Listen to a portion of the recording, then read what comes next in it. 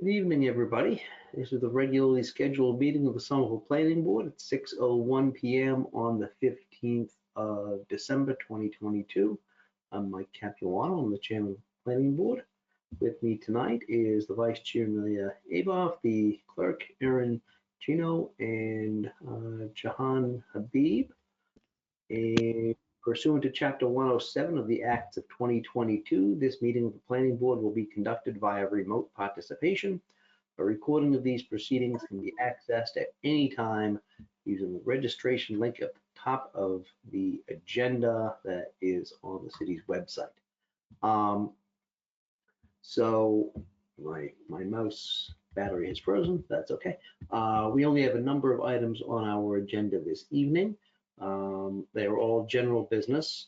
There is one public hearing that has been requested to continue. That's 59 Bow Street. They have requested a continuance to January 5th. So the chairman moves to continue 59 Bow Street to January 5th. Mr. Chair, if I can interrupt really quickly. Yeah. Sorry, the applicant has actually requested a continuance to January 19th, I believe. Oh, okay, that's different than what's on the agenda. So in that case, the applicant has requested a continuance to the 19th. The chair moves to continue that agenda item to the 19th of January 2023, seconded by Amelia. The chair votes aye. Amelia votes aye. Jahan votes aye. Erin votes aye. That agenda item is continued. The other items on our agenda tonight, if I can actually get back to it, are approval of minutes for two different meetings that we have held, as well as 3 items of other business, which is a presentation on 299 Broadway, a presentation on the Somerville Biosafety Committee overview, the rules of policy and procedures for final draft for review of the planning board. So what I'd like to do now is take up the September 8th, 2022 draft minutes. Does anybody have any comments or revisions on the draft minutes for that day? Seeing none, the chair moves to approve those draft minutes as the minutes of the planning board, seconded by Amelia. The chair votes aye. Amelia votes aye. Jahan votes aye. Erin votes aye. We have minutes. The next is September 22, 2022. Does anybody have any comments or revisions on the draft minutes for that meeting? Seeing none, the chair moves to adopt those draft minutes as the final minutes of the planning board. The chair, seconded by Amelia. The chair votes aye. Amelia votes aye. Jahan votes aye. Erin votes aye. Wonderful. We have minutes. It's the discretion of the chair to take a few agenda items out of order because we have a guest at the request of the planning board for the Somerville Biosafety Committee overview. What I would like to do is recognize the city staff member who will give us an overview of that committee. And I don't know if there's a presentation or just a quick discussion, but I would like to take that agenda item up first, just so that members of city staff don't have to wait around until we do our other business and they can get on with their lives.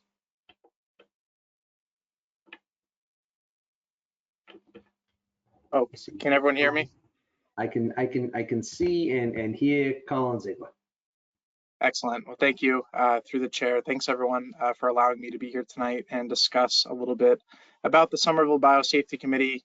It's a committee that has been somewhat resurrected since the last time it had met. So we've been very busy this past year, revamping the ordinance, making sure that it's in line with what Cambridge has, what Watertown has, and making sure that it's industry standard to ensure that the number of life sciences companies that are moving into Somerville are in compliance. And we want to make sure that it stays on a similar plane.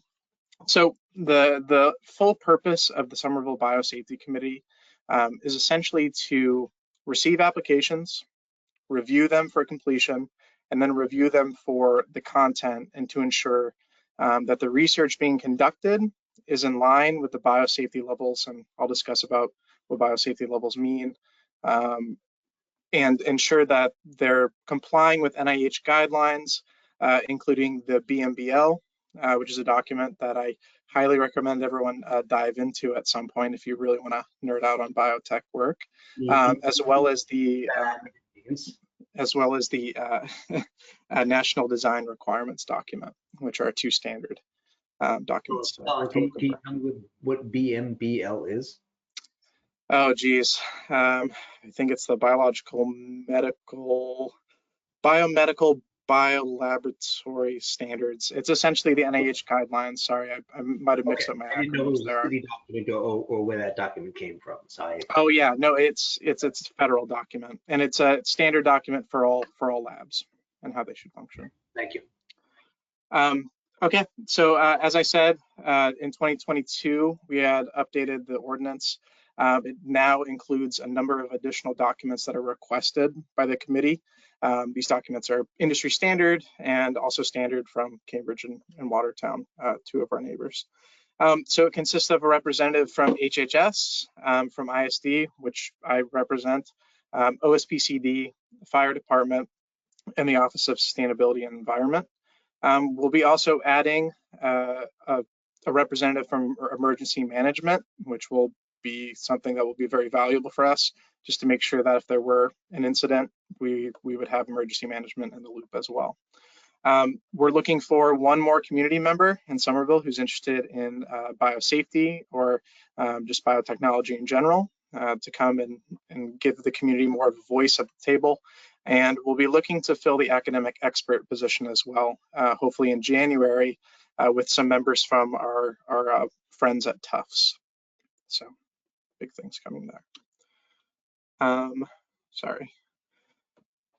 So as I said, sorry, my presentation's, okay. So we'll discuss a little bit about BSLs, which will be important for the planning board when they come across this board. Understanding. Can I interrupt you for a moment, Colin? Yeah, of course. So you just talked about what the constituency of the board is and what you expect it to be. Yeah. So it sounds like it is still kind of a work in progress, that the board is not fully constituted. One of the projects, at least one of the projects that the planning board has reviewed in the past several months, has had a condition, or it was implied in the conditions that it would go through this biosafety committee for sign off and permitting and things like that, and the appropriate sign offs that committee is empowered to do. If the board is not fully constituted, at what point will those sign offs start to occur? Because I would only imagine that condition that the planning board imposed can only be met once that committee is actually formed, is able to form a quorum and is able to meet and exercise its duties. Do we have an idea of when that's going to be? Because if that's not going to be the case, then this project that came before us as an application is now an approved application, won't be able to move forward. I'm just kind of curious as to what the timeline looks like, because it was a big deal. It was something that a lot of people had concerns about, and I want to make sure that we have the mechanisms by which our conditions can actually be met. Yeah, that's a great question. Through the chair, the committee is formed. We've been able to meet quorum as of now. We are just missing community member and academic expert, and now we'll be filling the HHS position that's been confirmed, which will be Karen Carroll, the current director of HHS. So she'll be joining us in January. Applications, we received the number. I think we've done 4 and gone through approval because, as I said, we had met quorum previously under its current formation. So now we're ready to keep filling it up to have more folks on. But yes, it was tough initially to meet quorum. We did have to push some meetings back because some folks weren't able to make it. So we're trying to make sure that we're more stable in that sense. Thanks very much. Yeah, of course. So I'll dive a little bit back into BSL levels because this really determines how much scrutiny we give each application. So the current ordinance allows the SBC to operate under a registration or a full application. So registration applies to BSL 1s. These are very basic laboratories. These are, open bench spaces, maybe some pipettes, some light PPE, nothing too crazy. When it turns into a full application where we require more documentation and more, coming in line with NIH guidelines and CDC standards, that's where it comes under more scrutiny. And this is the type of work where they're working with active diseases, something that could potentially cause illness to staff, or if released into the public or if someone was to come in contact with it, they could get sick. So BSL 2, that's when we're talking about biosafety cabinets, enhanced decontamination, and then BSL 3s, which are a very hot topic nowadays, is that these are almost lethal diseases that someone could come in contact with, something like a West Nile virus or something like that would be active, that they'd be able to promulgate. More restricted access, enhanced PPE, and the SBC goes through the documents that are submitted, and we'll discuss those shortly, to ensure all of those standards are being met and that there are safety protocols in place for each project, in particular project. BSL 4s are not permitted in the city. So if anyone comes in trying to propose a BSL 4, they're not allowed. They will not be permitted. And that's probably for the best. That would be a case in which they're producing, bioweapons, highly hazardous diseases, things that, well, there's one in Boston, but they're very, very rare. So. Can I ask, Colin, because one of the Yeah. concerns that we did hear on the application that I'm recalling was that it could be permissible in Somerville. Could you tell me where that prohibition lies? Is it regulatory? Is it within the zoning ordinance? Where is that found? Yeah, the BSL 4 restriction is within the current or the recently passed ordinance. It's in that language. As for everywhere else, I haven't seen it in zoning or anything. I know there were some questions for BSL 3s as well as to where they would be able to be placed, in particular urban infill spaces. We've gotten some questions from the community about those, and we're considering, what does that mean for the committee and what does that mean for our review process as well. But I know that goes beyond what we're allowed to do. We're just receiving permits for places that have already been confirmed and are just looking to operate internally. So Do you happen to know, if the answer is no, that's fine, where those BSL 3s are currently permissible by the Somerville zoning code? I do not. Okay, that's fine.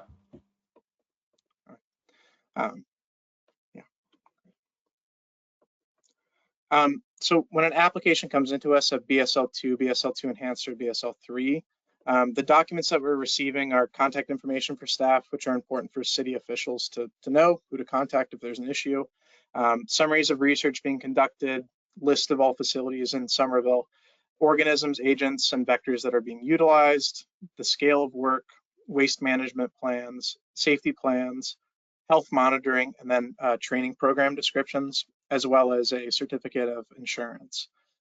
All of those are relatively new documents that we've added to the ordinance, but they bring us in up to standard with required regulation. So all of those, each staff member reviews sort of their specialized part. For me, being the rat czar for the city, I'll review pest control plans and things like that. Emergency response, we'll look at the emergency response side of things. Fire, same sort of thing. Environmental sustainability or Office of Sustainability and Environment, we'll look at waste management plans and things like that. So each staff member sort of has their niche, but we all review the document in its entirety as well.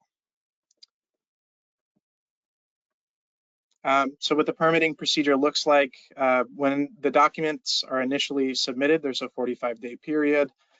We review the document for completion. Within that 45 days, we're also able to request additional documents or information to clarify anything. From there, if it's approved as complete, sent to the clerk's office for the stamps of completion, and then we have 60 days to review. So it's a 105-day timeline, and then we discuss within committee, and then we ask certain questions, and any concerns, we pass those along to the applicant for clarification.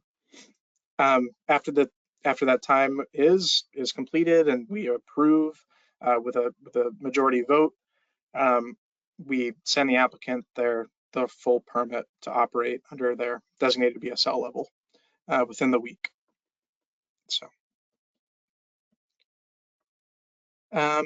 yeah, the last thing that I'll leave everyone with, and we'll have plenty of time for questions, is that the SBC, or the Biosafety Committee, is going to be finalizing some internal policies and procedures, which includes a presentation given by each applicant as to what research they're doing, and explaining all of their documentation, which will be helpful for us. We'll be conducting site visits, which I will do as the ISD representative. And then we'll receive a notification of laboratory designation changes. So if someone operating a BSL-2 enhanced wants to operate a BSL-3, their internal biosafety committee will have to notify us ahead of time, just to make sure that the changes they're making are in line with the work that they plan on doing. Because it is a fairly large jump from a BSL-2 enhanced to a 3. It's pretty significant. Do you know, Colin, if somebody does elect to make that application for a revision of kind of the biosafety level that they're at, is that something that requires permit granting authority revision? Is it a change of use, or is that something that's simply an ISD review? For now, it's simply ISD review. Again, this is relatively new to all of us, so it's a learning curve. So that, of course, could change, but now it would just be ISD review and inspecting that and bringing it to committee as what the changes are for review, and making sure that they align with the guidelines that we utilize. Okay, thanks. Yeah. Any other questions? I'm happy to answer them. Again, we're trying to put 10 years of work that Cambridge had to get ready for this, and we're trying to do it within a year. So it's a learning curve. So if anything seems unclear, just let me know, because we're trying to learn as we go. I appreciate your overview here, and I apologize, I'm kind of the hot bench here, but that's what I do. I don't know if any of my colleagues have any questions for you. I see Erin nodding her head because this is precisely what she does for work. So great. You're on mute, I think. Nope, I definitely was. I had my notes pad over top the little window thing. After 3 years, you'd think we'd know how to do this. I saw Amelia also had her hand raised, so I'm happy to follow up with questions or start for your discussion. If you're ready to go, I'm happy to have you, Erin. If not, I would recommend Amelia. That works for me. Thank you, Mr. Chair. And Colin, thanks for coming and talking to us. Very much appreciated. I have like a lot of really just a number of questions. I'm going to kind of go through them. And I appreciate trying to condense sort of 10 years of work that Cambridge is doing into 1 year. I think, first couple of questions are really around community notice. And this is more relevant to, I think, the case that Chair Capuano was mentioning, where the community had, some concerns. And, we can't really talk like, what notice will they have when the approval, the full application for this is brought to the Biosafety Committee? What does the notice period look like? And how, if at all, is that different from Cambridge and Watertown? Through the chair, that's a great question, Erin. I really appreciate it. And again, that's another learning experience that we're going to have to add to our policies and procedures. We currently don't have that public notification that we should have that's formalized, but it would be of our intention if something was like a BSL-3 to notify the community. But again, that also goes into the shortcomings of membership we have. We only have one community member who's about to be phased out. We're going to probably need 2. So the community members will help us get the word out as well. But it will be up to me and our members to do a better job working with communications and getting notice out a little sooner. But there's nothing formalized yet. But that is something I can bring to committee for the next meeting. Absolutely. Yeah, and if I might add to that, I think the proximity notification that the planning board has, I don't know if that's, not knowing what's legally feasible for you guys. Just putting that caveat out there, just saying if you're within 300 yards of a proposed, let's say BSL 2+, or beyond, because that's where you start to get into, potentially hazardous pathogens. That's a lot of the feedback that we were getting from the community.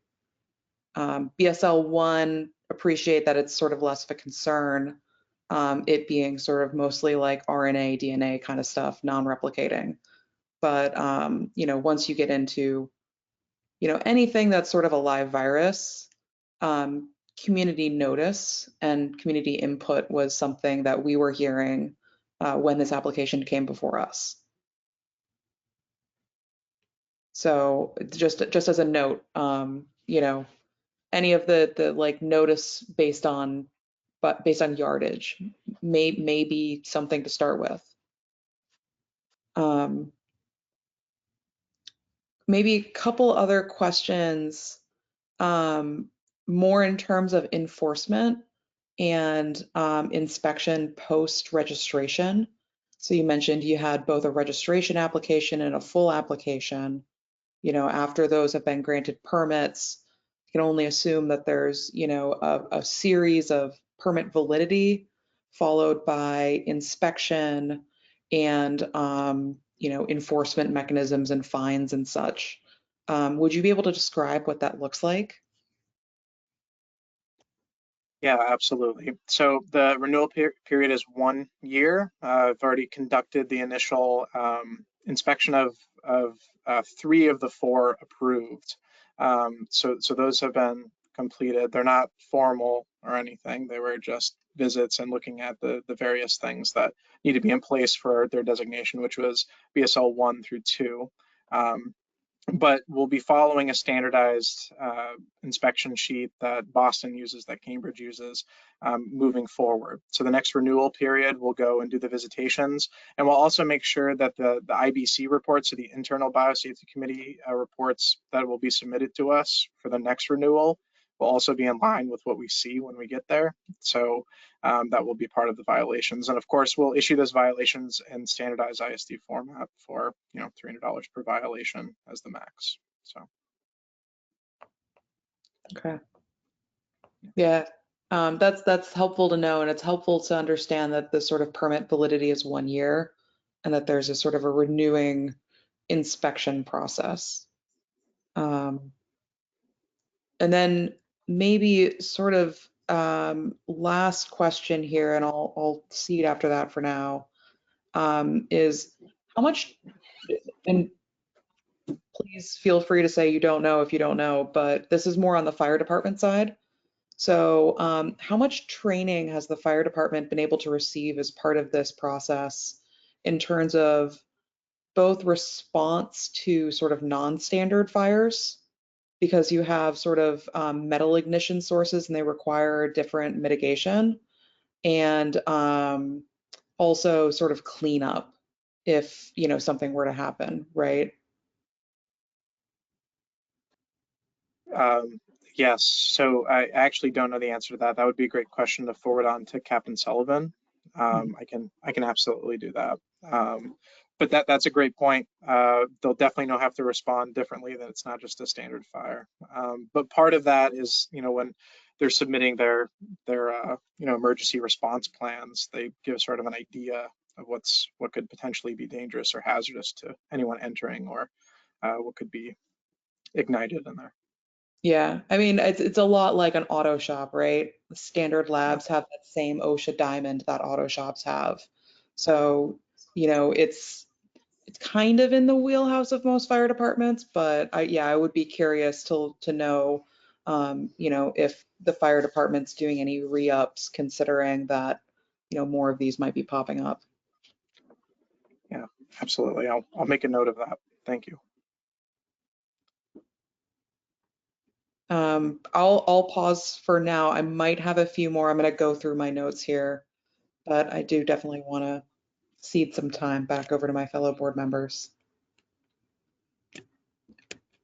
And see, this is precisely why I love having you all as my colleagues, because we do have some industry experts here who are, yeah, who can ask questions that I don't even know how to ask. Amelia, did you have some questions that that haven't been addressed? I did, thank you. I have 3 questions, and I would also welcome Erin fine-tuning these questions a bit. So the idea that the biosafety level sort of approval will happen by majority vote, and this is a board composed of people with specific expertise by department or by criteria. Can I just ask, like, is a majority vote sufficient here? Like, if there's 5 people and 2 of them vote no on my BSL 3, am I happy with that? Yeah, that's a great question. That's just how we've been operating, but I'd be open to suggestions as to what everyone else thinks about that. I tend to agree that the majority of our committee, when we agree that we should move forward, but you know, we can always change those. I ask only because the sort of specific qualifications for your members was outlined, and it seems like it's a matter of expertise rather than alignment in some way. I don't know. I would welcome others' thoughts. I just wanted to raise that as something that stood out to me in your introduction. I might comment on that. I think it's a really good point. If I'm like put on my hat as sort of a community member, or you know, if I were to have a BSL 2 plus sitting next to me, essentially, having a simple majority for BSL 1, BSL 2, I think is probably sufficient, mainly because the requirements for those are relatively straightforward. But once you get into, yeah, 2 enhanced or BSL 3, it does require a certain level of expertise to, you know, appropriately mentally categorize risks and mitigation. And it might make sense to visit, like, or think about what a supermajority might look like in terms of that vote, or something along those natures. I think it's a really good point, and I would encourage discussion. Or perhaps whether of the expertise laid out, there are certain people whose votes must be included. And if the community representative votes no, but all of the experts vote, I mean, I just think it's not really, we're on even footing here. Mm-hmm. Yeah, that's a very valid observation. I really appreciate that. Hadn't really considered it because we've been operating mostly with city staff currently, and 1 community member. But as we get the community more involved, I do feel that that could be a risk in some cases. My second question is on process. So if the planning board were to approve a purpose-built laboratory whose intention is to operate as a, let's say, 2 enhanced, and they were voted down by your board, would they then, what would the process be? Would they reapply for the next level down and seek approval for that? Or I'm trying to understand, when we approve buildings that are sort of infrastructure, from an infrastructure perspective, designed for a certain purpose, if the operator is then found to be not a competent operator for that purpose, what the situation is that we will be in as a city with that building stock. Yeah, another great question. We haven't run into that yet. For the most part, the building needs to be sufficient to do the work that they're doing, but if the work that they're doing isn't matching up with the designation they're going for, that's the case where we would deny them the application. We would probably ask them to either change procedures or clarify something, or maybe add, retrofit something or add additional precautions as a recommendation for approval. But again, we haven't run into that, but I'm sure we will. I'm sure that is something, another consideration for us to have. Okay, thank you. I don't have a specific recommendation on that, but I'm just raising for the group whether that's a moment where something might return to the planning board, or I'm not really sure. I just think it's an interesting hypothetical. And the third question I had was in terms of abutters and notifications, what is the process that would be in place if there were some kind of harmful release? Is there an emergency contact list of abutters? Thank you. Yes. So on each application, we request that there be an emergency management list, an emergency contact list, including the emergency management director, which is currently Justin Cates, as well as the fire department. So their first notification is emergency. The SBC is also notified within, I think it's 24 hours, I believe, in the ordinance. So everyone's notified there. There's no community notification though. Just fire department, emergency management, police, and fire, and then the SBC as well. So, thank you. So this is maybe a question for Erin. I mean, is there a scenario where I'm a neighbor and I should be getting a text that I should close my windows? Like, that seems horrifying, but it's a question I, as a non-scientist, am going to ask. Yeah, I mean, answering in a very off the hip kind of capacity as a person, right? Answering as me, myself, and assessing my own risk. Usually no. Like there would be have to be a firebomb for you to want to do that, in which case you're just like, this would be like your neighbor's house is a fireball. It's sort of the same level. And in the sort of in a residential way, if your neighboring house is a ball of flames, like, you leave. Again, I have no idea what kind of hypotheticals we're dealing with, so I will let that question rest. Thank you.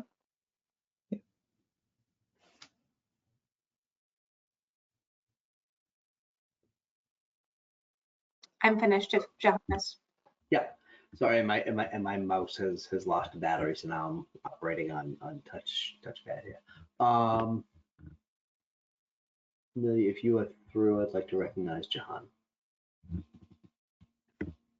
Thank you so much, Mr. Chair, and thank you, Madam Vice Chair as well. Colin, thank you so much for coming here to speak with us. I fully appreciate that things are coming together for the committee and there's still a lot of work in progress. However, what I'm looking to better understand are a few things that I hope you can help myself and my fellow board members better understand. I know earlier you had mentioned that there's a lot of information gathering occurring, and some of the information is being leveraged from Cambridge and Watertown. I'm assuming other neighboring communities. I wanted to ask you: is there, in terms of the life sciences activities, is there anything that's going on in Somerville that's different, perhaps than Watertown or Cambridge? Something of note that we should consider when we receive future applications, or we're conducting hearings with this biosafety consideration? No, nothing that I'm too aware of. I mean, we have those developments occurring in Assembly, and then we have the one at 101 South Street, and they're operating, well, we'll see what happens in Assembly with those facilities, but at 101 South Street, they're just operating at a basic 1 to 2 with 2 enhanced practices at 1 facility. So nothing too crazy that I've been hearing or that is happening currently. But the questions for Somerville specifically that we get are just based on the density and the lack of space. So special considerations for this board to consider would be the potential risks associated with maybe building BSL3s near dense urban areas or dense urban infill spaces. That has been a question amongst the community that is a big deal, as you all know and have referenced. Besides that, nothing too crazy. That's very helpful. And then the other question is really related to I guess what I'm thinking about is the delivery of potentially hazardous materials to the site. I'm not sure if this is under your committee's purview, And even if it isn't, is this something that's considered as applications are reviewed and permit granting is considered? Absolutely. Waste management plans are a standard document that we request as part of the permit. We need to ensure that there's a licensed hauler to take away waste and to bring waste, or not waste, but to bring potential hazardous materials to the facility. We just need to make sure that there's a clear plan there and that the waste is also being stored in the facility in the correct fashion, which is very important as well. So those are things that I'd like to keep a close eye on, and I encourage my committee members to consider those as well. And I know that my fellow board member, Aaron Gino, had mentioned the review process. You know, it's a 1-year permit and things are being reviewed, would be reviewed. What is the review mechanism? If you could talk to us about specifically what the schedule looks like, and if there's anything that's of note that's covered in the review, I think that's going to be helpful. And the reason why I'm asking this is, you know, I'm thinking about how all-encompassing this review might be. For example, you mentioned hazardous waste storage. I mean, I'm assuming that's included. Assuming that things like transport of potentially hazardous materials would be reviewed, but if you give us a better understanding of what that would entail. Yeah, that's a great question. So when the application is received, there's that 45-day review period that I was discussing earlier. The initial document and the structure that we have them send it in is just basically a one-pager saying that they're going to adhere to the ordinance and the regulations that they fall under. From there, they give us their emergency management plans, and we're looking for initially contact information, but also to make sure that they're including things like floor plans and, you know, different responses to different issues, anything from spillage to sharps contact to aerosol emission. So those are the types of things we look for.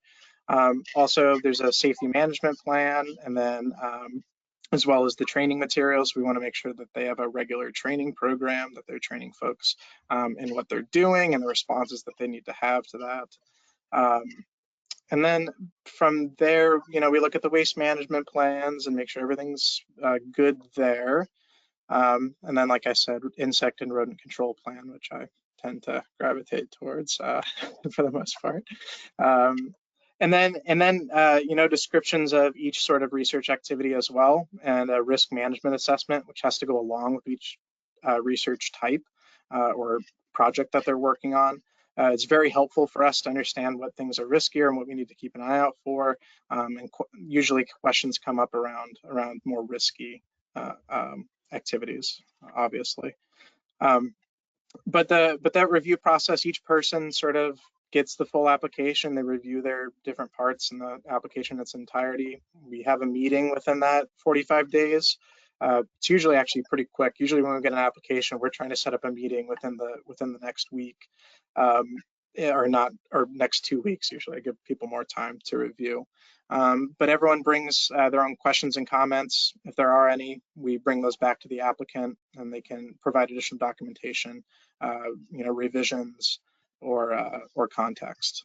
So during that time period, if it's deemed complete, then we have our 60 days to review again and either approve or reject. So, and 2 meetings can take place within those 30 days. We try to meet monthly. So the review is fairly intensive. It's 105 days having this on, you know, committee members and staff's desks. So that's very helpful.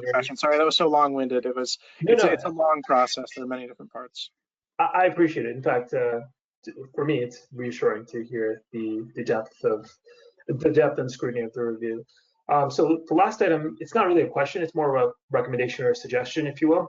Yeah. It would just be very helpful for us down the road to have an understanding of the BSL levels. You know, I did a Google search on it. There's some information available, but as it could be applied towards the city of Somerville, I think that's, you know, it'd be helpful. So as you and your fellow committee members start building out not only internal processes, but also might be helpful for you to have something that's published, that's available, if it's already not available as of yet. So I would just love to see something down the road that you can share with us perhaps in a year or two.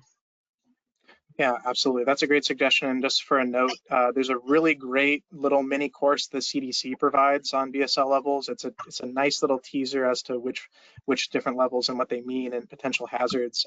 But if Somerville would provide something, that would be a really great addition for the website. So thank you. Great. Thank you so much. And thank you, Mr. Chair.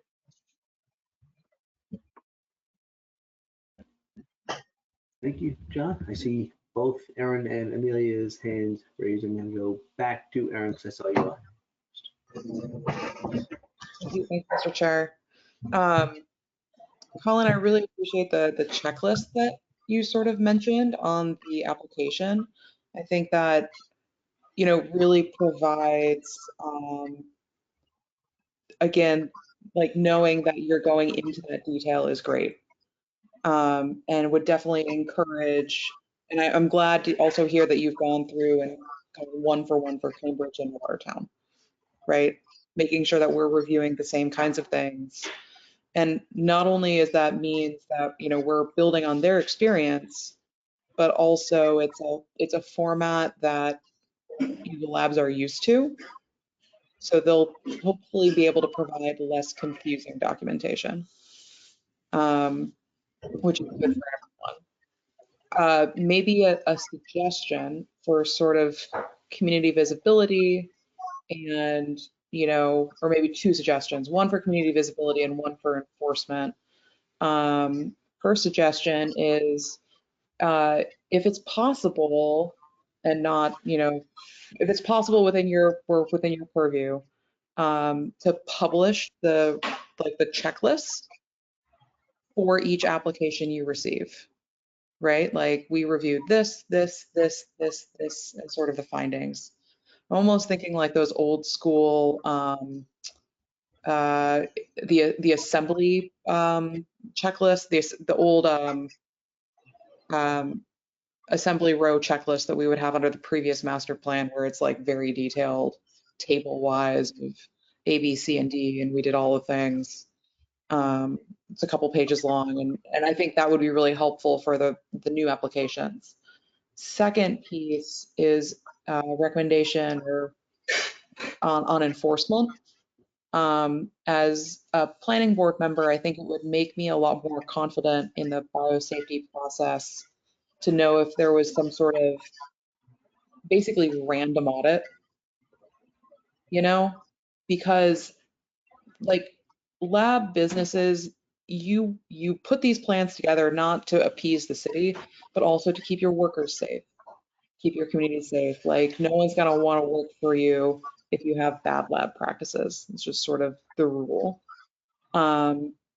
And you know, there's also a whole lot of corporate liabilities and a lot of reasons they want to follow this. But them being able to tell their employees, like the city could come in anytime, you have to, you know, keep on track of this. Not only does it allow them to, you know, have better compliance internally, but it gives us a review mechanism to make sure that they're living up to what they promised. And I that like some sort of random review would make me feel a lot more confident when dealing with these kinds of applications, especially not being able to put in a special permit what level of biosafety they can achieve or something along those lines, right? That's a great suggestion. And I think that's part of, as we continue to grow and Somerville becomes a hub for life sciences, that is definitely something that will fall under ISD's purview once we get additional bandwidth, but I'm happy to consider that myself. Yeah. And I guess the upside of if you have the checklist, you know, from the initial application, when you go in for a random review, it's like, hey, you told us you were going to do this. Let's check it out. Oh, sorry. Yeah, that's pretty much it. Go ahead. Oh, okay. And I was it's just a follow-up question to the application review being made public. Would that be sort of an annual report format or some sort of like live living document that could live on the website? How do you see it or envision it? I mean, I think for like the initial review, you like as a community member, it would be awesome to be able to go to the website and just see it as a agenda item for a meeting, right? Like, hey, this is what we reviewed. And then in terms of, random audits, yeah. Yeah. I imagine that data would become useful when you want to do your annual renewal. Absolutely. Okay, great. Thank you. Sorry, just taking notes. No, absolutely. Those were my 2 follow-up comments, so I'm all set. Thank you, Mr. Chair.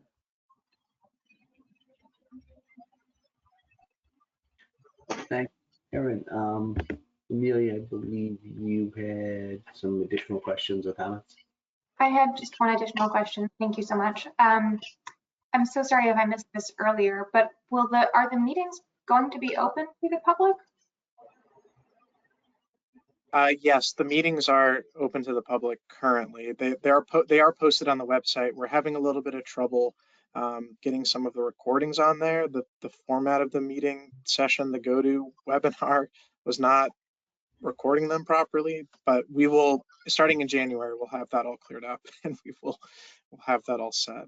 So apologies to those of you who are anticipating those meetings, but in 2023, that will be the year of biosafety technology learning. I like the year of biosafety technology learning. I'm looking forward to that. Well, for us, sorry, Chuck. I like that. I like that. I think it's important.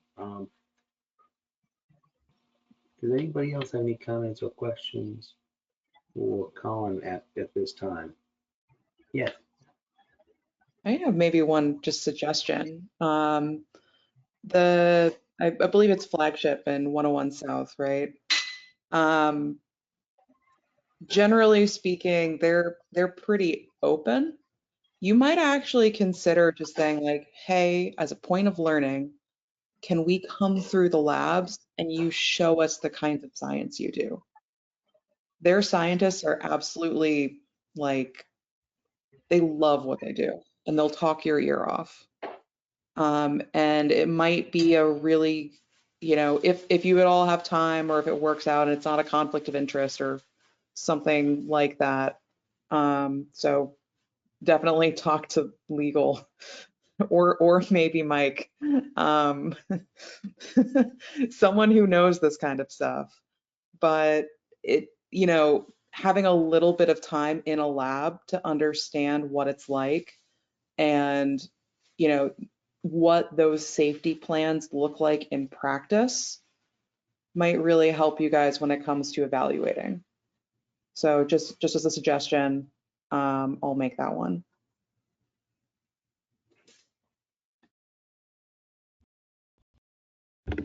Anybody else before I let Colin get back to his evening?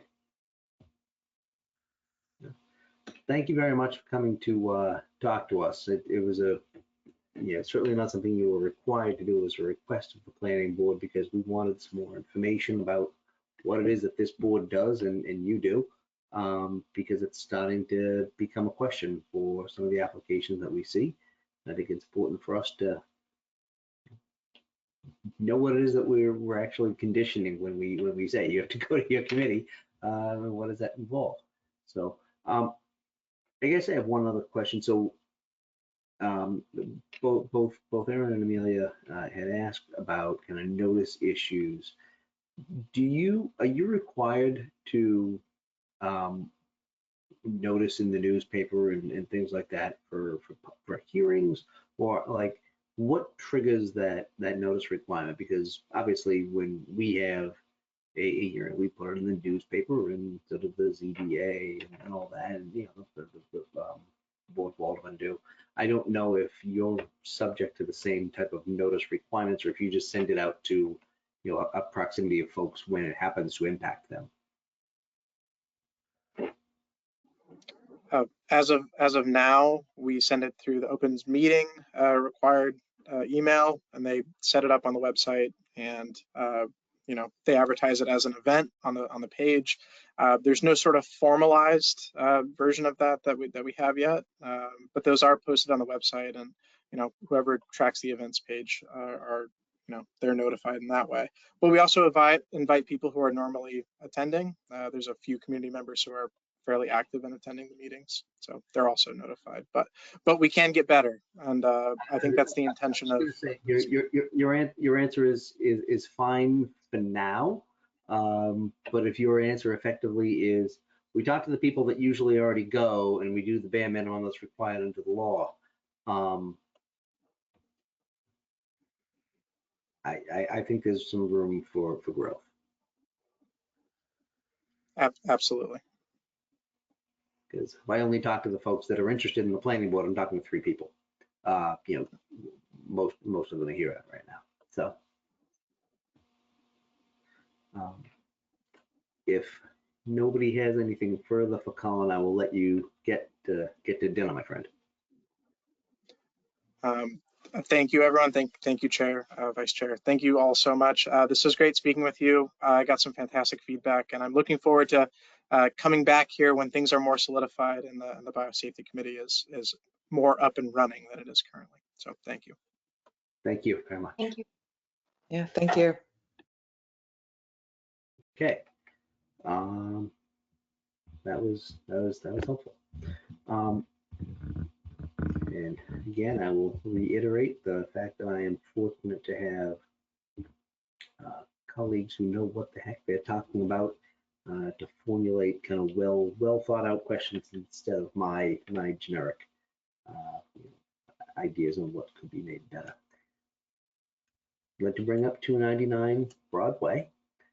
This is something that's been kicking around for quite a while, and it's something the planning board has an advisory role on to the ZBA. Emily is present, and what I'd like to do is operate in this kind of format. I'd like Emily to give an overview of where we are, precisely what the board's role is, because I've asked some questions. I know Amelia's asked some questions. We've gotten some answers in. And because it's such a significant development, I think it's important for us as a board and any members of the community that are watching this feed to know what it is that we have to do insofar as this application is concerned. So I'd love to invite Emily to not a presentation per se, but the explanation. Thank you, Mr. Chair. This is Emily Hutchings, one of the senior planners with the Planning, Preservation, and Zoning Division in OSPCD. I'm also the case reviewer for this application. So the applicants for 299 Broadway have submitted a comprehensive permit application, or what's otherwise known as a 40B application. This is a very specific process through Massachusetts state law that allows the applicants to apply for waivers from local zoning and other ordinances if they provide over a certain threshold of affordable housing, which this application does. So the applicants, and with us tonight is at least Adam Dash, and he is the attorney for the applicants, and so I am going to be promoting him to a presenter so he can be on as well. But so the applicants have gone through a thorough review process up to this point, and they've held several neighborhood meetings. They have gone before the Urban Design Commission, and they recently submitted their complete comprehensive permit application. Where we are at now, they are currently before the Zoning Board of Appeals. The Zoning Board of Appeals is the permit granting authority for any comprehensive permit applications. So the Zoning Board reviews the application, reviews any additional information. They will receive any recommendations from other boards and commissions as appropriate, and then following a public hearing process and review of the application, they will make a decision whether to approve the application. So the applicants have elected to come to the planning board and request a recommendation, and from there. Unless you have any additional questions for me, I will hand it over to Attorney Adam Dash. I actually have a couple of questions. I'm pretty confident I know the answers because we have requested them of planning staff in the past, but for the purpose of folks who might be listening in and for the clarification of my fellow board members, it's my understanding, so the planning board has, excuse me, a memorandum from former director George Broakes sent under the letterhead of planning and zoning dated, I believe it's August 12th, 2022, that informs the planning board that Somerville is within the safe harbor provision of Chapter 40B, such that if the ZBA elected, they could move to deny the application within the safe harbor provision because we meet the 1.5% gross area threshold of affordable housing within the city. So it's something that is completely discretionary at this point to the ZBA if they elected to not move forward. So we know as members of the planning board that we had a quite lengthy discussion. This is something that we raised with Attorney Dash the last time that was presented.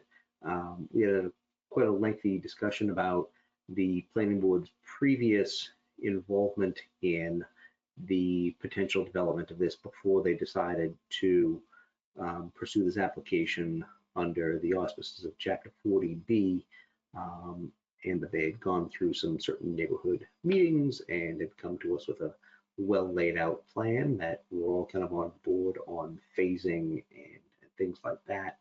So I just wanted to give a little bit of an overview. So I don't have any questions per se outside of is my understanding on where we're at today.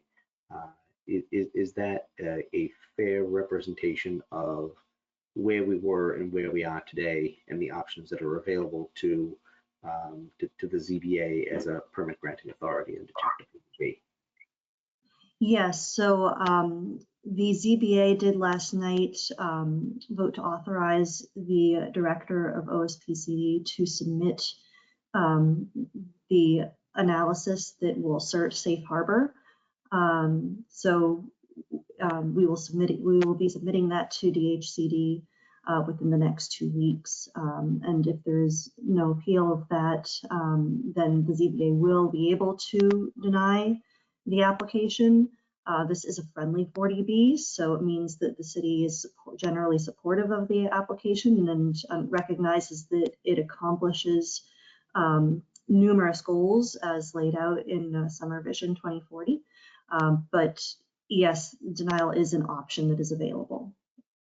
I'm not saying that with any color of opinion here. I'm just trying to get as much information out to my board members and to the public as we can, because just because we receive a memorandum from planning and zoning in August doesn't mean that some random guy or woman living on like Thurston Street has seen it as well.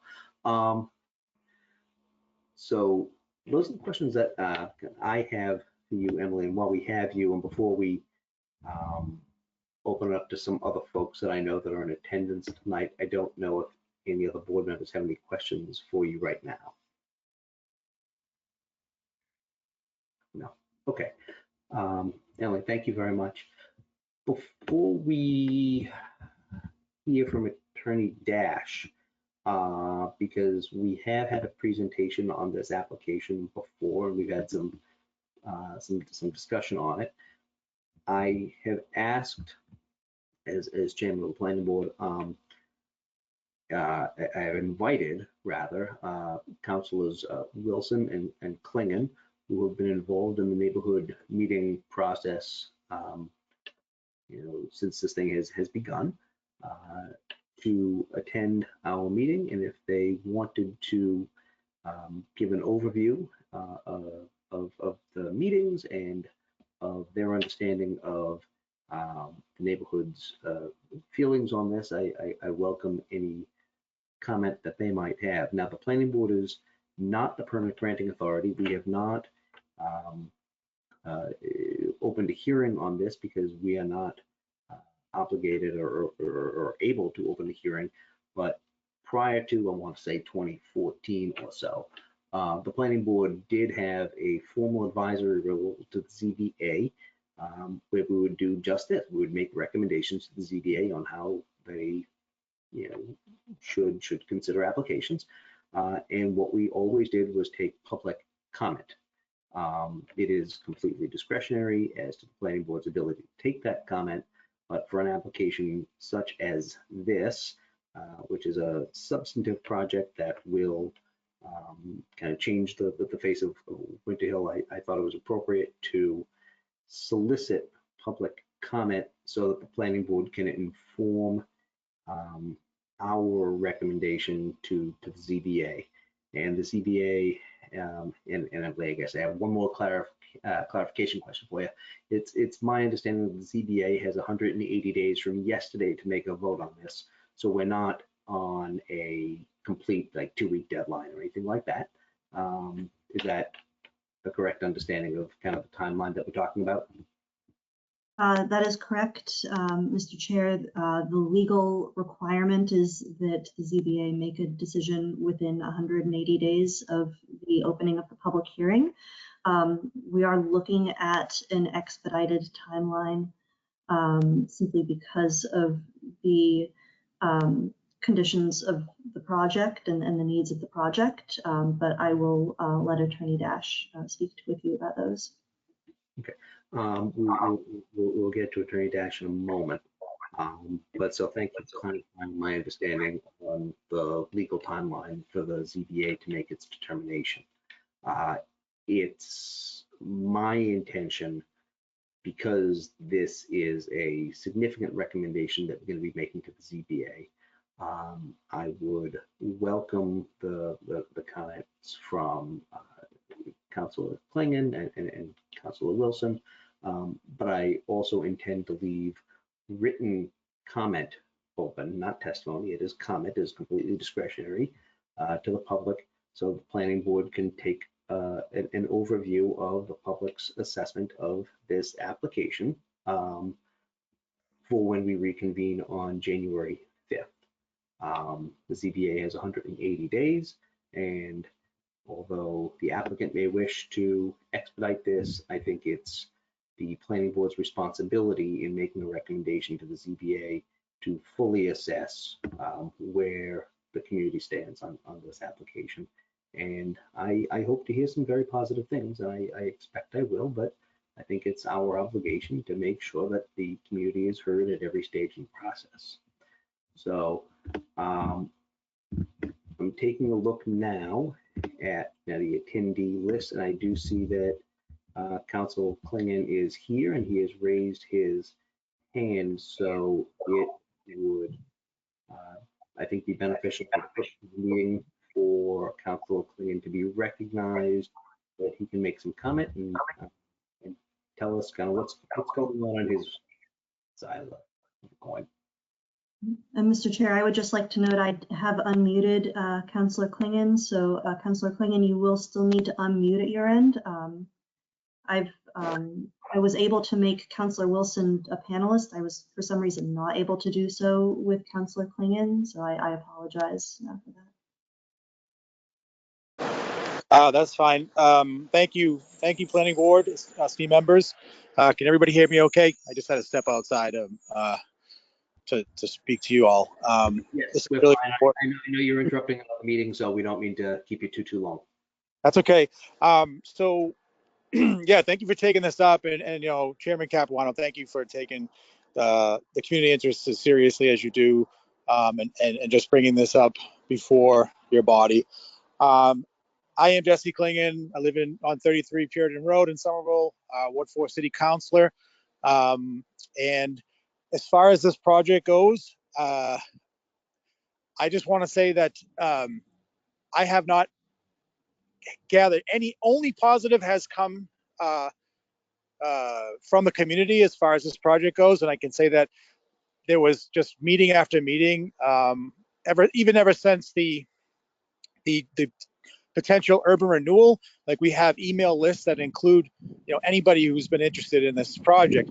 And I don't know if you heard the ZBA meeting last night, but it was all favorable except maybe a couple of folks. I mean, as the ward counselor, as somebody who is representing all of the people, even the ones can't always come out, I do have some concerns, but ultimately there's so much good in this project that I think those concerns will be dealt with over time, working with the developer and with the city staff. And I hope that we can come to a project that, in my opinion, in terms of a lot of what we've gotten out of it ever since the first in 2018 when DLJ came knocking, the way that we've shaped this project and the way that the developer has listened even as far back as those meetings and come out with something that basically came out of even that process to where now we have a park that's going to be in public in perpetuity. They're deeding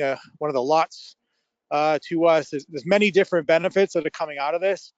And that's why it's really an exciting project. Again, I do have some concerns about a few different issues that I think we can get worked out. But otherwise, this has been really just nothing but a positive process, community-wise, as well as just the developers' willingness to engage with the community. And you can watch all the meetings they've held. I think they're all recorded and online. So you don't have to just take my word for it. And again, including up till last night. But that's all I have to say. Thank you for your consideration, and I yield to my counterpart, Councilor Wilson, who lives in the neighborhood and who is very keen on this. Very aware of this project. Thank you. Thank you very much, Councilor Klingon. I would love to be able to recognize Councilor at large Wilson if he is available. He is. Hello, welcome. Hi, Jake Wilson, City Councilor at Large and a resident of 83 Jake Street, just right around the corner from 299 Broadway. I also served on the Winter Hill Civic Advisory Committee with Councilor Klingon. I want to thank Chairman Capuano for inviting me here tonight, and thank the Planning Board for taking the time to weigh in on a really important project, not just for my neighborhood of Winter Hill, but really for the city in general. I've lived here long enough. I can actually remember shopping at the Star Market when it was there at 299 Broadway. But that site has been vacant for so long now. Sorry, what's that? I may have bagged your groceries. You might have. That site's been vacant now for so long. I have an 11-year-old daughter. It's all they know is basically the blighted property that's been there now for coming up on 15 years. So my neighbors and I have just been waiting for the day when the site gets redeveloped. But I will say, just because we want to see something done with that site does not mean that we are desperate or that we're willing to accept something mediocre. I'm guessing you all know the history of the property, from the community's opposition to that proposed Ocean State job lot to a more recent proposal a few years back from a developer that didn't really go anywhere after a somewhat frosty reception at a neighborhood meeting. I confess, I'd never heard of Mark Development when they came to the neighborhood last year with a proposal for 299 Broadway. I remember though being in that first meeting and thinking it sounded pretty good, but I've learned not to get my hopes up about this particular site after all these years. But then I watched in disbelief at that meeting that Mark Development didn't just listen to the community. They actually, the folks who spoke up at that meeting actually had their feedback incorporated into the project, just in a way I haven't really seen before in this city. And it turns out that was really a sign of what was to come from the developer. I can't tell you how many times I've had a neighbor express surprise to me that Mark Development actually took time to meet with them individually. And when I knocked doors last year during the campaign, I talked to a lot of my neighbors here. So I've had, let's just say the sample size is large with this one. I'll say, as you know, it's pretty normal for immediate abutters to not want a big development to come in next to them. But I was pretty shocked to find, last year on the doors, to find pretty much unanimous support for the project. I will say that the shift of direction this year, after they found some contamination in the soil, it's eroded, some of that support, at least among the really close neighbors. But it is not to the degree you might expect. Some of the folks who live on the streets ringing that site are really concerned, and legitimately so, about the on-street parking situation in an area that's already tough to park in. And I don't fault them at all for that concern. We're talking about a potential triple-digit influx of new vehicles looking for on-street parking if the waiver for the market rate units is granted, and that can be a tough pill to swallow for someone who relies on finding a parking spot in the street every night when they come home from work or get back from running errands on the weekend. But I will tell you, the revision to the plan this year, for the problem it created with the parking, on the flip side of that coin, it has just attracted a huge number of fans and supporters, not just in the neighborhood, but citywide. We saw the number of affordable units soar, more than double to 132 with that revision. And as I said during last year's campaign, an affordable unit here or two there might make all the difference to the folks who were fortunate enough to win one of those literal lotteries. But this entire city used to be affordable housing, so an affordable unit here or there is really a drop in the ocean. But a development like this, it's a game changer citywide. I know the neighborhood really appreciates Mark Developments working with the community to make the project better, and there's a lot in here that really excites us. There's ground floor retail and food space in a neighborhood that hasn't seen a lot of that come in recent years. Lots of housing and truly affordable housing. We're talking 30%, 60% AMI units. Green and open space. Pollinators, native plants. They listen to Tori Antonino on that, and I can't thank them enough. Community space. You all know Tori. Community space there. I've tried to hold meetings in this city. I ran Somerville Youth Soccer, a nonprofit. It is hard to find meeting space in this city for a community nonprofit. That community room, there's a lot of excitement for that. And all this done in a sustainable passive house development. The sticking point really is just the parking at this point. That's why I've been pretty insistent in my conversations with Mark Development that they aggressively look to get some rights for their future residents to park in the multiple surface parking lots currently within a block of the site. I understand there are some future development plans for some of those lots, and that's great. We want to see that happen. I just think even short-term parking agreements for 299 Broadway future residents would really help ease the pain of current neighborhood residents as well. Just while we give that GLX that we now have time to change some car ownership numbers around here. Mode shift just does not happen overnight. It's going to take some time. I really believe getting those parking rights to surface lots, even if they're only a short-term bridge, would take a great project and make it an absolute home run for everyone, including the immediate neighborhood. Thank you. Counselor, thank you very, very much. I know when I reached out to you earlier, you had already indicated your intention to come to our meeting and try to make yourself aware. So I very much appreciate the engagement that you have with our board as kind of limited as our role is in this particular project. So I see Amelia. I think your hand is raised. I'm sorry, I've got a text box or something over you. Thank you, Mr. Chair. Yes. I'm aware this is sort of out of order and you may ask me to hold it until later, but I actually had a question specifically about the recommendation letter provided by the Community Advisory Committee, and understanding that Councilor Wilson was a member of that committee. I wonder if now or later I might be permitted to ask him for that point of clarification. I'm maybe a little confused about what the question is. There was the Winter Hill Community Advisory Committee provided a letter of recommendation for the project to the Somerville Redevelopment Authority earlier in this process, and it noted that during the conversations between the Community Advisory Committee and the development team, the project was modified to be a car-free project. And I I'm trying to understand what the status of the proposal was at the point that that letter was provided. I see. So I think what you were asking, just so I understand it too, is at some point a letter of recommendation was issued, but also at some point during the evolution of this project, it became a car-free project. Was that recommendation made kind of before or after that modification was made? Is that?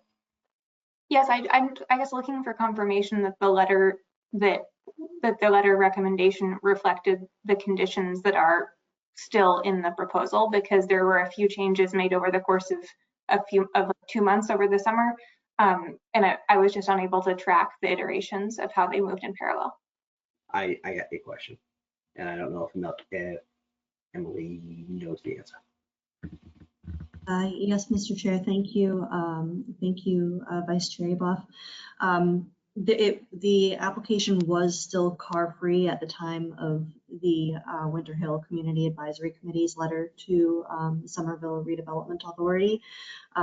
There have been some more minor changes over the summer, but it being car-free has not changed since it was reviewed by the CAC or by the Somerville Redevelopment Authority.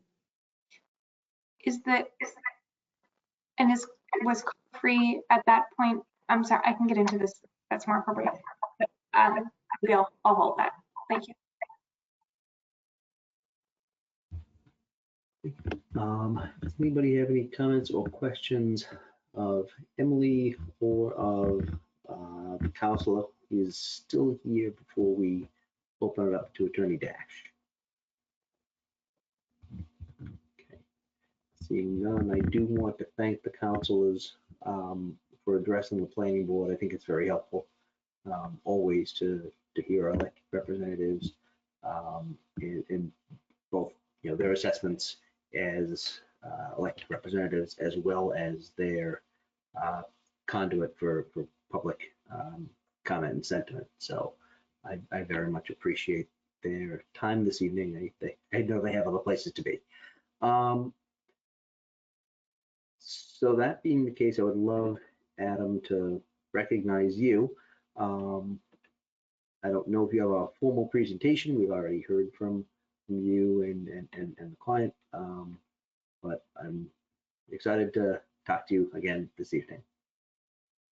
Thank you, Mr. Chair. Adam Dash, attorney for the applicants, Mark Development LLC, Beacon Communities LLC, which is the affordable housing developer, and Rise Together LLC, which is partnering with Beacon. For Charlotte's purposes, I'm not going to be sharing slides, but Mimi Love is. If you could give her the ability to do that, that would be great. And also promote her because she will be doing part of this. Yes, Mr. Chair, we do have a presentation to bring you up to speed on this. Certainly as much or as little as you want to know, we're happy to share. But we haven't seen you in a while, and there have been some tweaks to things. And I know maybe some of the details might have been become hazy over that time. So we wanted to sort of give you a taste of what we showed the ZBA last night, but sort of a lighter version of that. When we gave our overview, we'll be coming back to the ZBA on January 4th, where we will be discussing things such as mobility, the buildings, and sustainability. We are working with, I should note, as far as the parking goes, you may recall that contamination was found on the site. We originally were providing parking underneath. The project is in a transit zone, but on the very, very edge of it.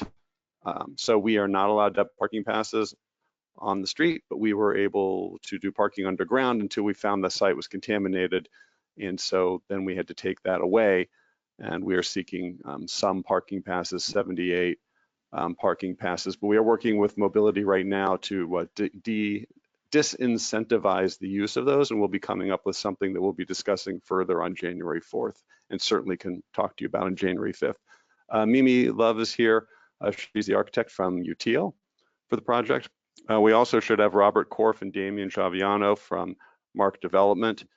Leanne Hanfield and Josh Cohen or may be here from Beacon, and Herbie DeVerne and Raul DeVerge may be here from Rise as well if you'd like to see them. I don't know if you've ever met them. But everything. I agree with everything that Charlotte said, so I won't go through all of that. But as an overview, you may recall, I don't know, Mimi, if you can show the slide with the neighborhood plan. This, you can't see the screen, I assume. no, I can see a screen, but I just see a bunch of tiles. Yeah, all I can see is like a desktop of one. Yeah, your desktop, yeah. Okay, let me see if apologies, I'm not used to this platform. That looks, I see a little window of it. Yep. Here we go. I won't see you all, but. That's, well, you know what we look like. Okay. Cool, all right. Can we move over to the one showing the neighborhood plan? Because I think it's important to note as a way of jumping off that this concept, and Councilors Wilson and Klingon sort of mentioned this, but this came out, the general concept came out of the Winter Hill Neighborhood Plan and the Winter Hill Urban Renewal Plan, right there, yeah. The top drawing there with the pink buildings, that is the renewal plan from the city, which shows pink buildings on the left and the right of a yellow pass through. The line on the bottom, that street is Broadway. On the left of the site, the street would be Temple Street. On the top, you can barely make out the ends of the word Sewell Street, which is the street beyond there. And then all the way on the right is Grant Street, which our site touches with that little tiny jog there down in the lower right. So the idea was to have the buildings on either side of this central yellow passageway between Sewell Street and Broadway for public access. As you can see in the bottom, the proposed plan we have does just that because we took it straight from the plan, because that's what the city wants. We have building A on the left, we have building B on the right, the orange buildings at the bottom, and then we have this passageway that's yellow in between. On Sewell Street at the top, you'll see we have a pocket park planned for public access. You then have this, what we're calling a muse, which is this public passageway down towards Broadway, and then in the front we have a pocket plaza, which would again be publicly accessible. So you have sort of this barbell effect of public space between these two buildings, which comes right out of that plan. And so our concept used the idea of this.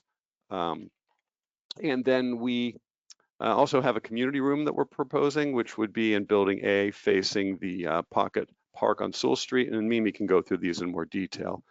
The project meets not only the Winter Hill Neighborhood Plan and Winter Hill Urban Renewal Plan goals, but also the Summer Vision 2040 goals, especially regarding the large amount of affordable housing, the mixed use development as there's retail on the first floor, the rehabilitation of the long blighted site, the creation of publicly accessible open spaces I'm showing, the sustainability features being a passive house development and more, all of which we'll explain more in detail.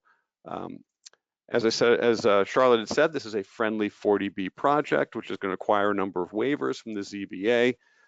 Many, but not all these waivers have to do with the extreme grade changes across the property from both left and right and top and bottom, which Mimi can show you.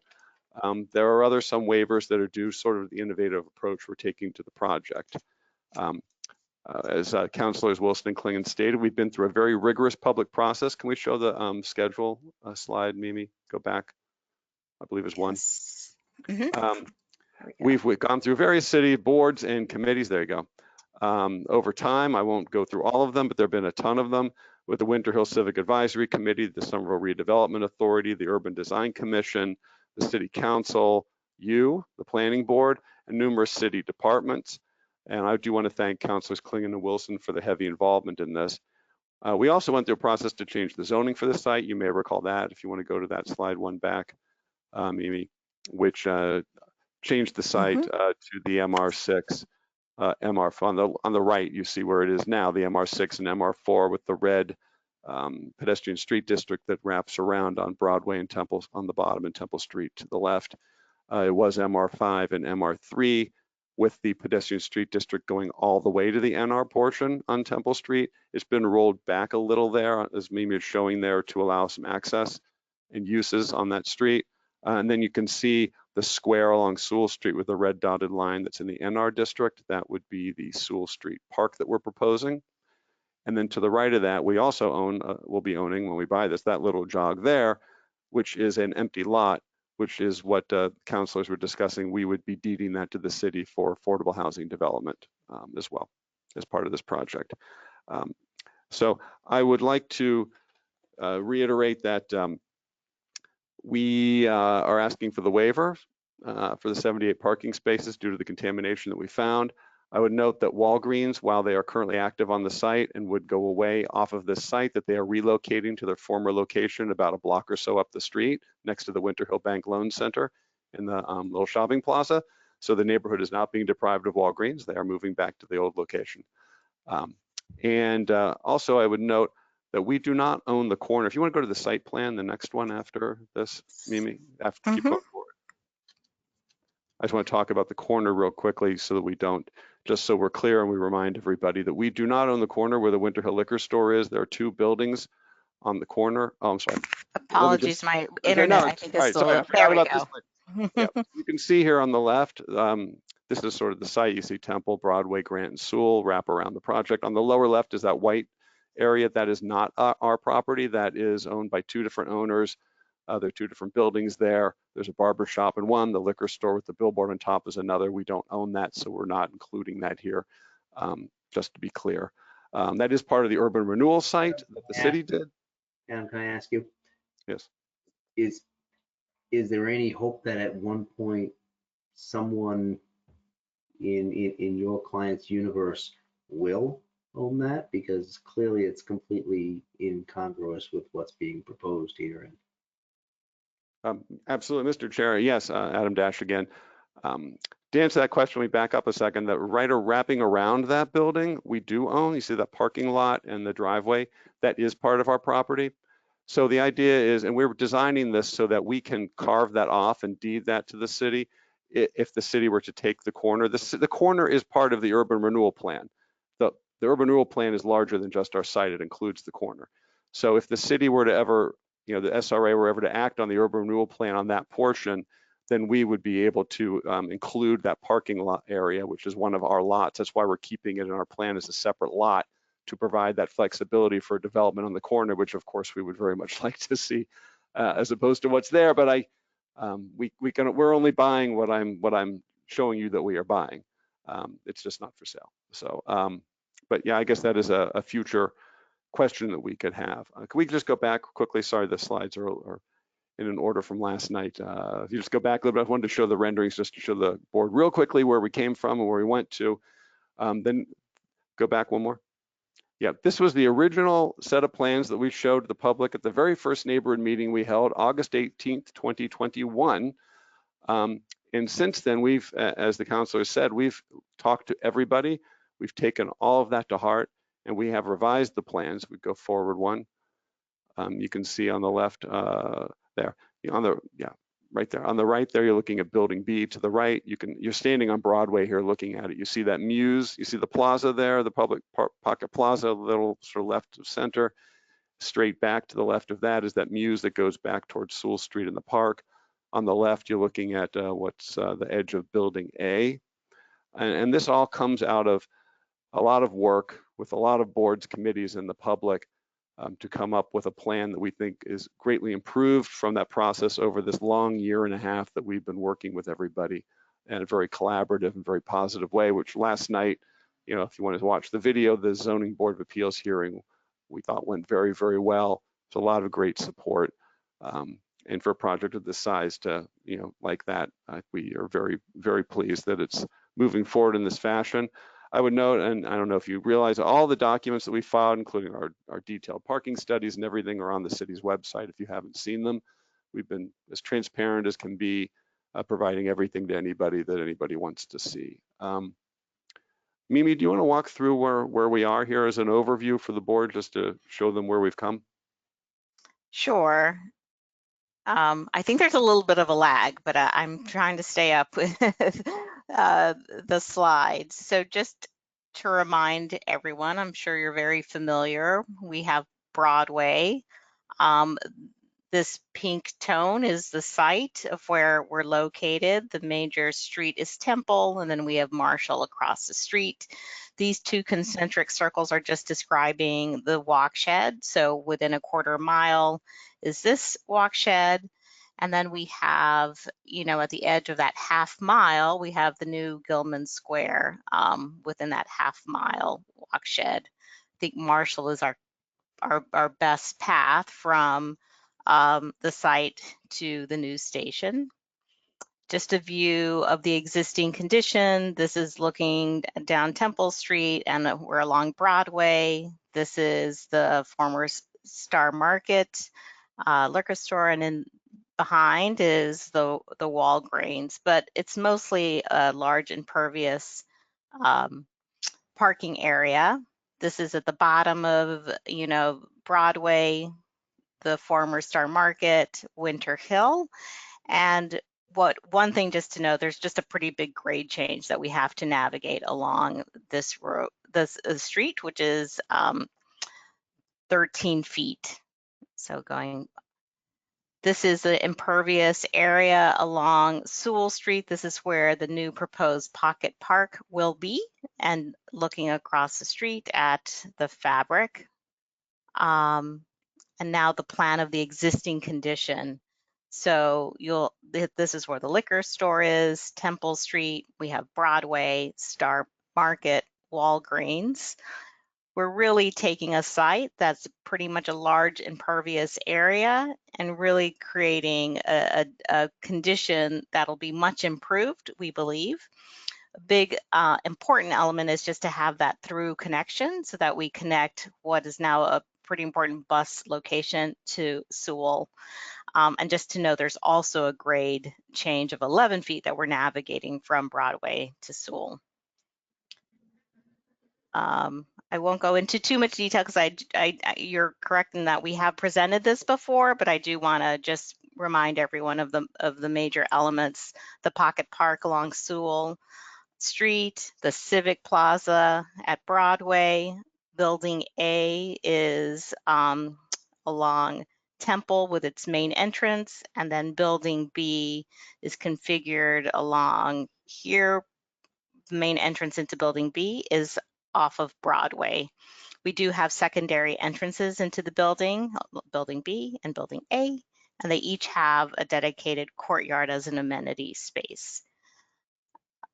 I won't go into too much detail because Adam described the different lots, but we have Lot 1, which contains the Sewell Park. Lot 2 is Building B. Lot 3 is just that parking area around the existing building at the corner. And then Lot 4 is that lot that will be given back to the city. In terms of uses, oops, sorry, went too quickly. We have really retail is highlighted in blue. It's all along Broadway, and it is along the Civic Plaza. We imagine the retail along the Civic Plaza to include some F&B and other retail components. The large community room, which will face the pocket park, is located right here. Everything in the darker pink peach tone are units with amenity spaces highlighted in the pink. We have a large bike parking room here for Building A, and then the bike parking for Building B is at this location. Loading to the site happens here. And just an overview of the massing. We wanted this to break down in scale and not look like just one large development. So there was a lot of manipulation of where the step backs happen, some at the 5th floor, some at the 4th floor, different material palettes, intentionally trying to create a collection of buildings to break down that actual mass.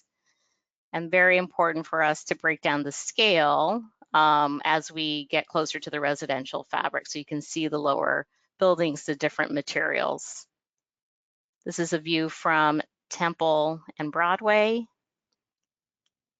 A view along Broadway looking back up towards the Civic Plaza here, Building A, and then this is Building B. Again, the site plan. One thing that has been a very positive outcome of this, parking-free site is that we are able to plant trees that can actually mature and create a lot of shade at the Civic Plaza and the Pocket Park. a view of the pocket of the plazas. We showed you this. This is a rendering of that through block connection that we call the Muse, where you can see town-like units that will open out into the Muse. And then this is a work in progress. This is a park that we're currently working with Future Green to think about it in a way that's more accessible for across a diversity of populations, from young people having some active play, but also being a amenity for all ages. The Winter Hill community room is here. The distance. Some materiality. We don't have our colleagues from Future Green on the call, but this is the palette of materials that they've been talking about, from paving textures to layered plants that are natural, vertical elements, lighting, art. Just to give you a sense of the materiality. They've been really talking from the beginning. We've been talking as a team about some sustainability goals and how even within the landscape, we can introduce some of those elements. And even to the point of thinking about how we cultivate habit and by the types of planting, can we promote pollinators? Can we create, interesting, attract fauna to the site? And that's something that's been thought about more specifically by the Future Green. And I look forward to them giving you more information on that at future meetings. And I'll pass back to Adam to talk about the next steps. Thank you, Mimi. Yes, I was just going to do that. Just so this board knows what the zoning board is going to be doing, on January 4th, we'll be taking up building design, housing, with the affordable housing, sustainability matters, the passive house, and then the mobility and the parking permit waiver. On January 18th, we'll be talking about those civic spaces, the Pocket Plaza and the Pocket Park, and the retail strategy with Graffito, who's our retail consultant. And then on February 1st, we talked last night about having a possible ZBA vote. So, of course, all that is subject to change, but that's the timeline that was discussed at the Zoning Board of Appeals last night. Just as an overview, we're talking about 288 units, of which 132 are affordable.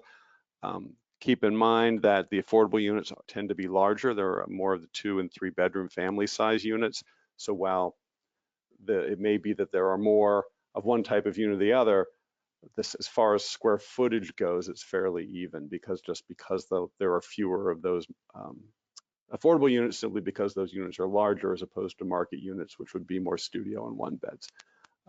If Beacon and Mark Development folks were here, if you had any further questions, to get into that level of detail. But that's where we are, and that's where what we sort of an abbreviated version of what we presented to the Zoning Board of Appeals last night.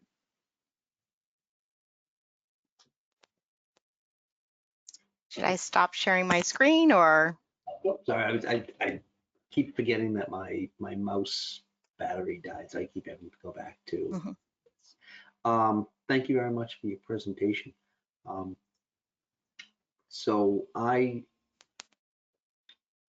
want to reserve any comments that I have. I had some questions of staff, of the councilors.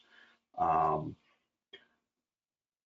do appreciate your presentation. I would like to invite my colleagues to ask any questions or make any comments at this point, if they so desire. As I mentioned, it's the planning board's intention to leave this open for written comment until the 30th at noon, which is the, Friday before our next meeting. But I would like to recognize anybody that would like to speak at this point. I see Amelia's. Thank you, Mr. Chair. I have a question for the applicant. So I understand that the recommendation that we're providing will be in part on the topic of the waivers that have been requested. And I was wondering if you are planning to present to us either tonight or at a future meeting the individual waivers that are being proposed. If you are not already planning to, I might ask that you consider doing that. I think that would be helpful. We certainly can. We certainly have, slides that show all of them. I'm assuming you've seen there was a revision to the waiver list, which took a few of them off after consultation with staff. I also understand ISD is reviewing the waiver list to make sure we have covered everything that they see. So it is possible that some could come off and some could be added on based upon ISD's review. There are 30 some odd waivers. As I said, a good chunk of those deal with the oddities of the site. You saw the weird shape of the lot and the extreme grade in multiple directions that sort of make it so that you can't line things up the way the zoning ordinance wants you to without having something really bizarre. But yeah, I mean, we could certainly go through them at the next time, or however this board wants to break it down. It does not have to be broken down the way the ZBA did for its meetings. We can do whatever it is you like. I definitely have questions about at least 3 of the waivers that are being proposed, and I'm not sure I have the most up-to-date list. So if that's something that could perhaps be circulated to us to confirm we have the latest, maybe we can coordinate through staff to, if maybe not ask you to present on all 30 plus of them, but some of the key ones at a meeting. Sure, if you could let us know what those are, I mean, we could certainly tell you, make sure that we focus on them for the next time. Off the top of my head, I'd like to better understand the waiver that's being requested for loading, the waiver that's being requested for stormwater runoff provisions, and as will surprise no one, the parking waiver. Yeah, the parking one's is the big topic, yes. And we recognize that. I mean, we understand that that's an ask, and we certainly can, get into that. That's what we're going to be doing at the next CBA hearing. That's probably going to take a good chunk of that next meeting. But yeah, I mean, those are all fair questions, and we certainly have the folks, our engineers and our whole team who could appear to address those. I'm not an engineer, but I can certainly call one to talk. Thank you. The only other question I had at this time, Mr. Chair, I'm not sure if it's a question for staff or for the applicant, but it was just following up on the question earlier. I just was seeking clarification on, I'm grateful that the applicant is presented that the SRA endorses this application and that the Community Advisory Committee provided a recommendation to the SRA. But the terminology of a car-free development is a little bit ambiguous to me in this case, because while the development itself is free of parking for cars, it is now requesting these waivers that would allow occupants to have cars. So I would appreciate if anyone can clarify sort of whether the status of the parking waiver request has changed since the Community Advisory Committee submitted its letter. Because it seems to me like that was an item that was explicitly not endorsed in the letter as it's written. It was sort of this is an open-ended item in the letter, and I understand that's one of the more contentious waivers. So just understanding to the extent that you've convened a Community Advisory Committee to provide input to this application, what they said about the most contentious waiver that's being sought. Yeah, I'm looking at the CAC letter. Actually, I pulled it up when you mentioned it earlier, and I'm looking at paragraph 7 or number 7 on page 6 of it, where it said, during the conversations between the CAC and the development team, the project was modified to be a car-free project. The development team shared their parking study twice during CAC meetings, and the parking approach developed over that time. There were some members of the committee who felt more confident about the waiver to allow a portion of the tenants to park on the street after the second discussion. Others who were still not certain this was the best situation. In general, the CAC was interested in seeing the parking approach continue to develop with investments to attract and support car-free living, commitments to modest use of on-street spaces, and continued exploration of off-site parking opportunities. So the CAC letter and recommendation, they had been told about the waiver. They mentioned it in that letter. I think when they say car-free, they meant we weren't doing the underground parking garage anymore on site, which to Mimi's point is great for the trees, because when you have parking under there, it's hard for the trees to grow into the ground because they hit concrete at some point. Without that under there, the trees, we can get much better, bigger trees just going straight into dirt as far as you could go. So, but yeah, that's sort of how the CAC left it. And we did have a VHB as our traffic engineer we can certainly present it to you, and we will to the ZBA on the 4th. They did do a traffic study. If you want to read it without the presentation before then, it is on the city's website as part of our filings, showing the ability for the streets around there to absorb those spaces. However, I would note that we, as I said, we are working with mobility, which we should have something for the 4th to find ways to disincentivize folks from wanting to get those passes. Just because they're available doesn't mean people will have them. There is also a certain self-selection, as you know. I mean, if you have 2 cars and you're looking for an apartment, maybe this isn't a site you would be interested in, because even if you have a parking pass, you still have to go park on the street, and the street cleaning and snow plowing and all those other things, as we've all dealt with in our lives. And, you know, I remember sitting at breakfast going, oh my God, I got to move the car. I forgot it was street cleaning day, you know, and you run outside. It's, you know, so some people just may not bother. And then of course the Green Line just opened at Gilman Square, and what that's going to do, we really have to see play out. It very well may be you just don't have a lot of people with cars there, or needing cars there. But at any rate, I said we're working with that, with mobility. We'll have some more detail when we get to that later meeting. Thank you very much, Attorney Dash, and thank you for finding the relevant portion of the letter so that everyone could be looking at the same. Thank you for bringing it up earlier so I had time to do that. Thank you, Mr. Chair. Amelia's question brought something up that I meant to ask earlier, and I appreciate her kind of triggering my memory on asking this question. So you're seeking a waiver of 78 spots that you would otherwise be building, but you're within, as I understand, the walk shed of the transit stop over at Gilman. Now, this board, it was actually this board's idea a number of years ago that I'm thankful that the council decided to take up its initiative that we imposed before it became part of the zoning code, was that we could actually prohibit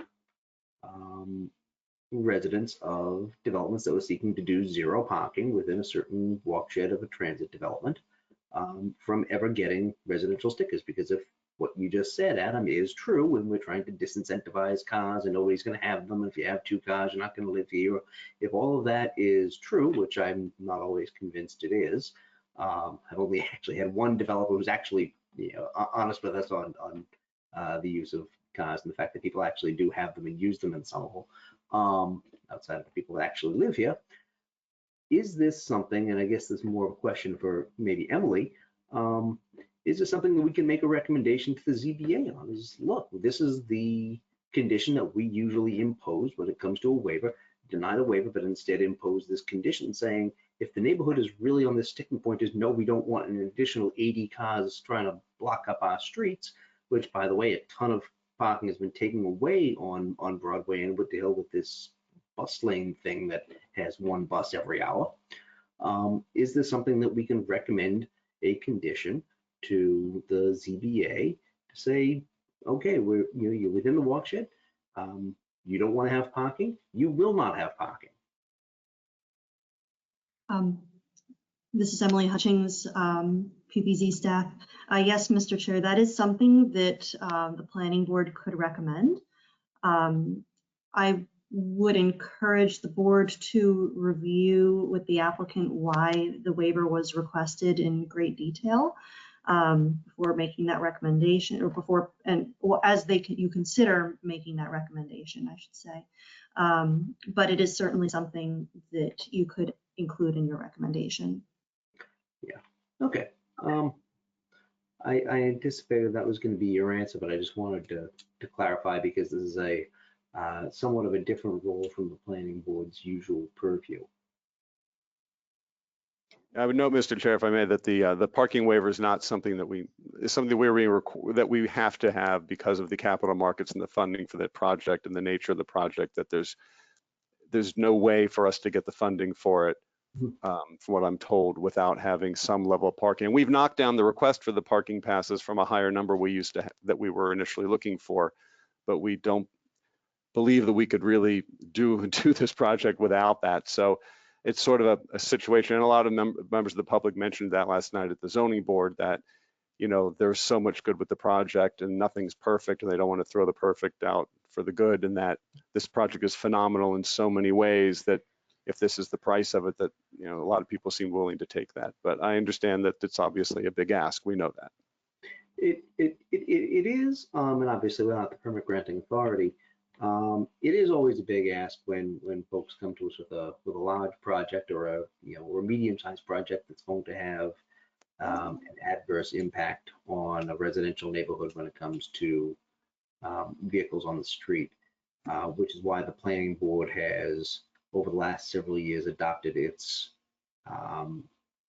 position with maybe one exception, that's the condition that we impose. So it's something that I'd like us to consider for the next time around, and I appreciate both you and Emily weighing in on that. Yes, Amelia. Mr. Chair, just a point of clarification for your understanding of the project to see if my own is correct. Of the 288 units being proposed, 132 are affordable, and therefore under our own policies would not be subject to that restriction on on-street parking permits within the walkshed, I believe.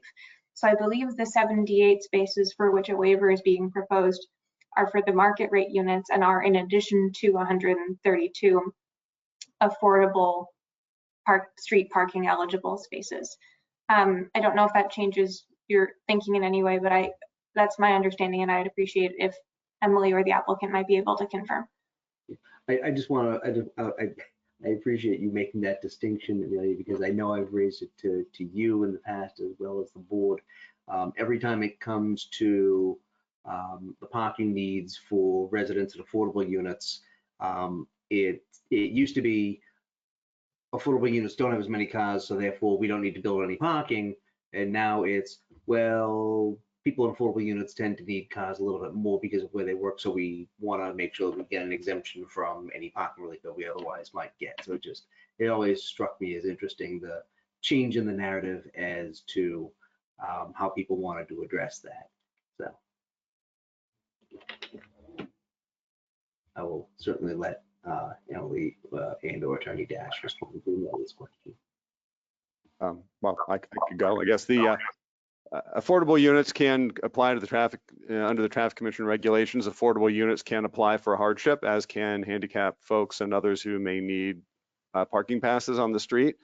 My understanding is that the affordable units have been fairly liberally granted those parking passes when they seek them. However, I also understand they have not been having some sort of floodgates of people seeking them, but they've been fairly routinely granted. I suppose the city, it's a policy decision. The city doesn't have to because the regulation says hardship has to be shown.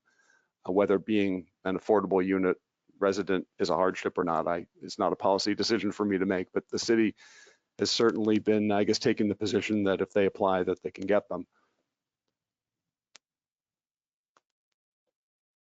Yes, I can add to that. So the city did amend its policies from an equity perspective. They did want to make sure that if there are any impacts to individuals or households living in affordable units, that there wouldn't be any additional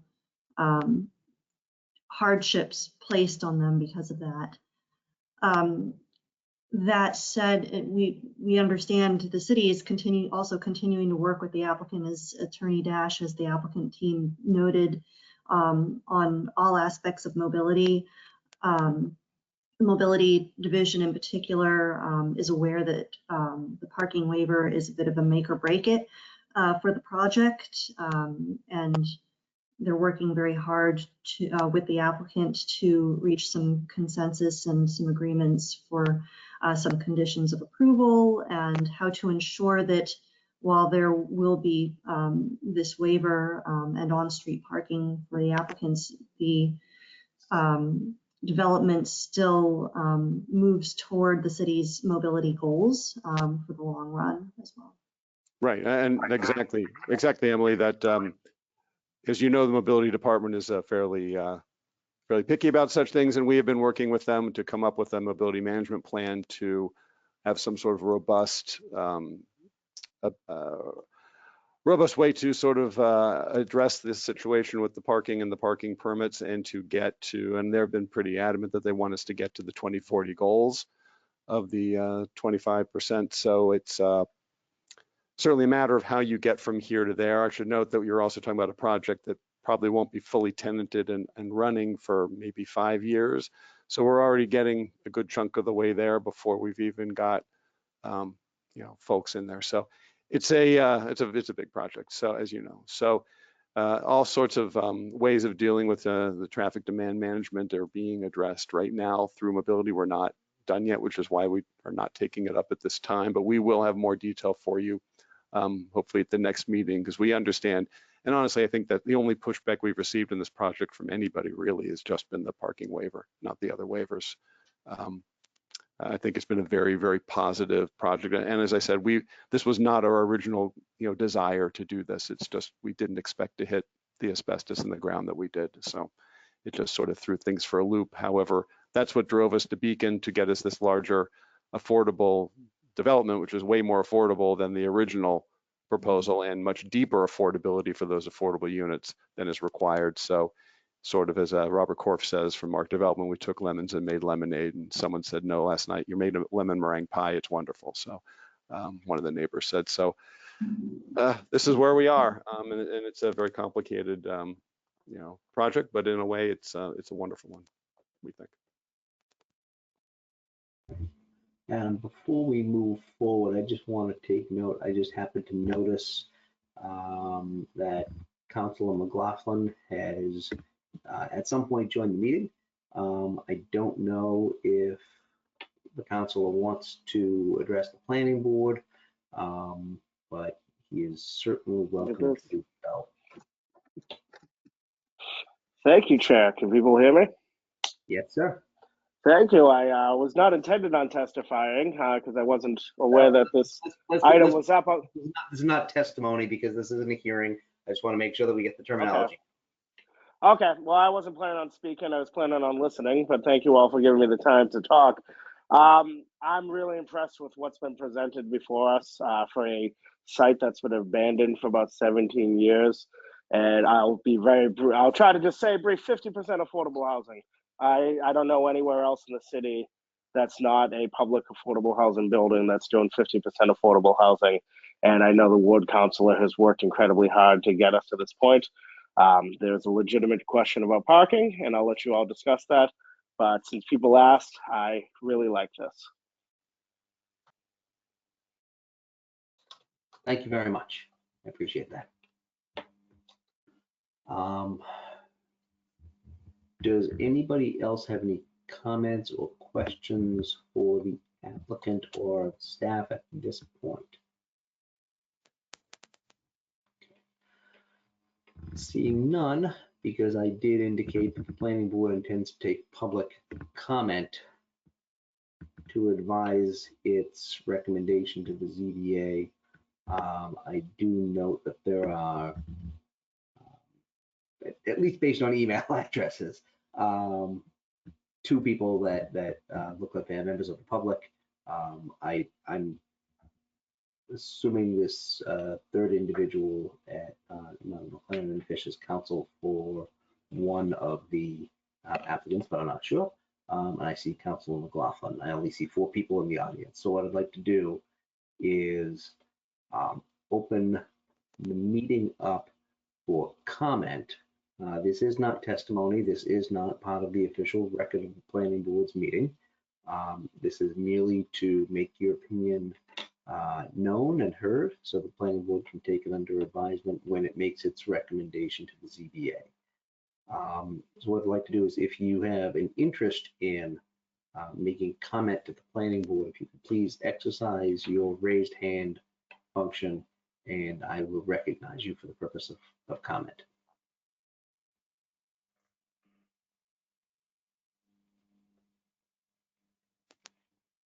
Going once, going twice.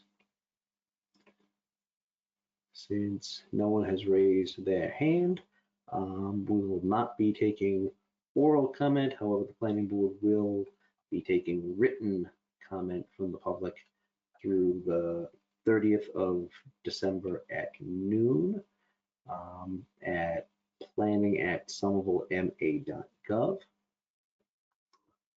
Does anybody else have any comments or questions of the applicant or of staff before we move on to the last item on our agenda? Yes, Amelia. Thank you. I did have one additional question for the applicant. And these may be items that are best to address at a future meeting, but with the commentary about full-size trees being able to be planted because we now don't have to tolerate the underground garage, I'm curious what the plan is for capping the asbestos, and this might be, I'm sure this is in your materials, and I'm sorry I haven't dug into this, but will that be capped in place and then there will be fresh soil brought in at a certain depth to allow those tree plantings? Or I'm just curious how that's being handled if the contamination was such a driving concern. Adam Dash again. I have to say that I don't have that level of detail, but we do have people on the team, the engineers who do. We can certainly answer that question for you next time. Thank you. Yeah, Adam, I can chime in as well and say, we definitely, this question was raised. I don't have the answer to it specifically, but Amelia, was raised by the public being a concern that soils and plantings and you know, does the asbestos transfer through the plant? I don't have the expertise, but it was discussed and happy to bring that response back. But it was a favorable response that will be mitigated. And I don't know the technicalities about how it is. Thank you. I'm certainly not a scientist, but I did practice law in this area for a very long time, so I have some ideas, and it's certainly something that's manageable. And I'm certain that your experts in the ZBA will work on the appropriate remediation. Does anybody else have any comments or questions? No. Seeing none, I want to thank the applicant for the presentation and for having this dialogue with us. And I want to thank the councilors for their input as well. I look forward to any comment that the public might make in the next couple of weeks so that we can welcome you back on the 5th. Thank you, Mr. Chair. Thank you, members of the board, for taking an interest in the project like this and for giving us the precious time that you have. So very much appreciate it, and we will wish you all happy holidays, and we will see you in January. Good night. Good night. Thank you. Thank you. Last item on our agenda is, I believe, it's the rules and regs of the planning board. I don't know who wants to discuss that. I thought Sarah was going to. I don't know if she's going to, or if it's going to be you, Emily. Happy to. Yes, Mr. Chair. So I did just message Sarah Lewis. She is out of the office today, so I'm not certain she will join us. I did offer to address the subject because I've been working with all of the board liaisons on the rules of policy and procedure as they've all been updated. So I'm ready and prepared to speak with the rules with you all. Yeah, let's go. Okay, so just to provide you an overview of the process that we followed, we started looking at the existing rules of policy and procedure for the Planning Board, Zoning Board of Appeals, Urban Design Commission, and the Historic Commission many months, well, about 6 months ago, I would say. Recognizing that it's been a little while since they've been updated, that the zoning ordinance has been amended, and also recognizing that there should be some both uniformity between the rules for each board, and that the rules need to address certain legal requirements and expectations for board process. So recognizing those needs, the liaison for each commission, which for the planning board, is Raisa, reviewed best practices, other rules of policy and procedure from different communities that were recently updated. and state law in its various respects, rules of procedure that have been used for best practice. And together, the liaisons established an organizational format and reviewed all of the topics that needed to be addressed. And then with senior staff support, filled in those sections and endeavored to address everything that would need to be covered during a meeting and anywhere in between. So what you have before you now is the document that has been thoroughly vetted by all planning, preservation, and zoning staff. We recognize that this is still the first draft that is before you, and as this draft is before you, there are incredibly similar drafts before the Zoning Board, Urban Design Commission, and Historic Commission at this time. They all vary slightly because, as you know, your different boards, you address different topics. But what is happening right now is each board is making their comments, stating where their concerns are, where they have questions. The Urban Design Commission in particular reviewed the draft rules for their commission on Tuesday, and they had a number of comments and questions that we were then able to take back. And once we have questions, comments, concerns from you all, we will be able to work on an additional draft that will then be provided and allow you to make further comments and make sure we have the best possible rules for each board. We understand that as individual boards, you are able to adopt and edit your own rules. So we are not trying to say this is what must be the exact language. We do recommend that the rules stay as uniform as possible, but at the same time, when we have concerns and comments by one board, we'll be able to look at those comments and concerns in the context of all of the rules and see where we can propose edits, and then you will ultimately be responsible for making final edits and adopting the rules.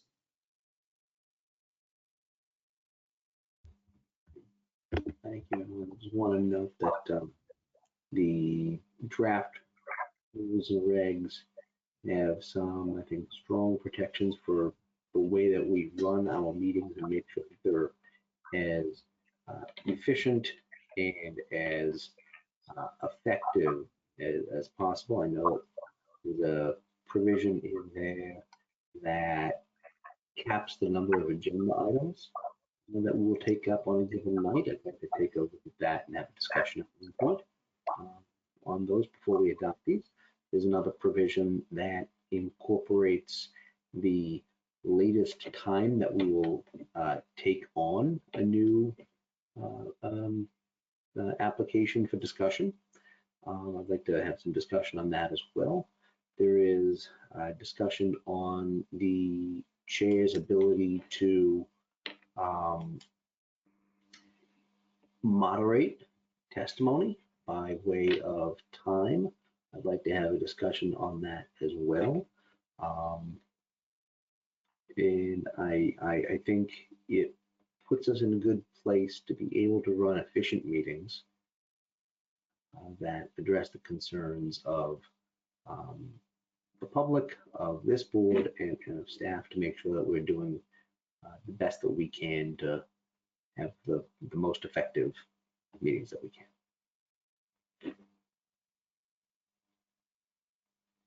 Anybody else have any comments or questions or thoughts, speculations, general ideas, whether it's about this or anything else? Yes.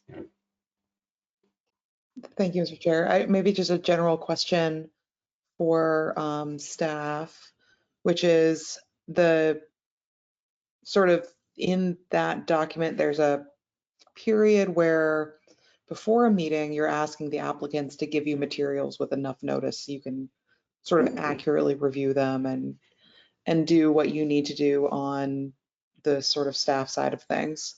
Just sorry about that. Wanted to just make sure that like what you're proposing is actually giving you guys enough time and you're not going to be stretching yourself thin.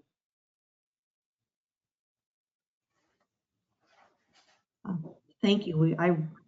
As someone who reviews those plans, I really appreciate that question. That is something we look at.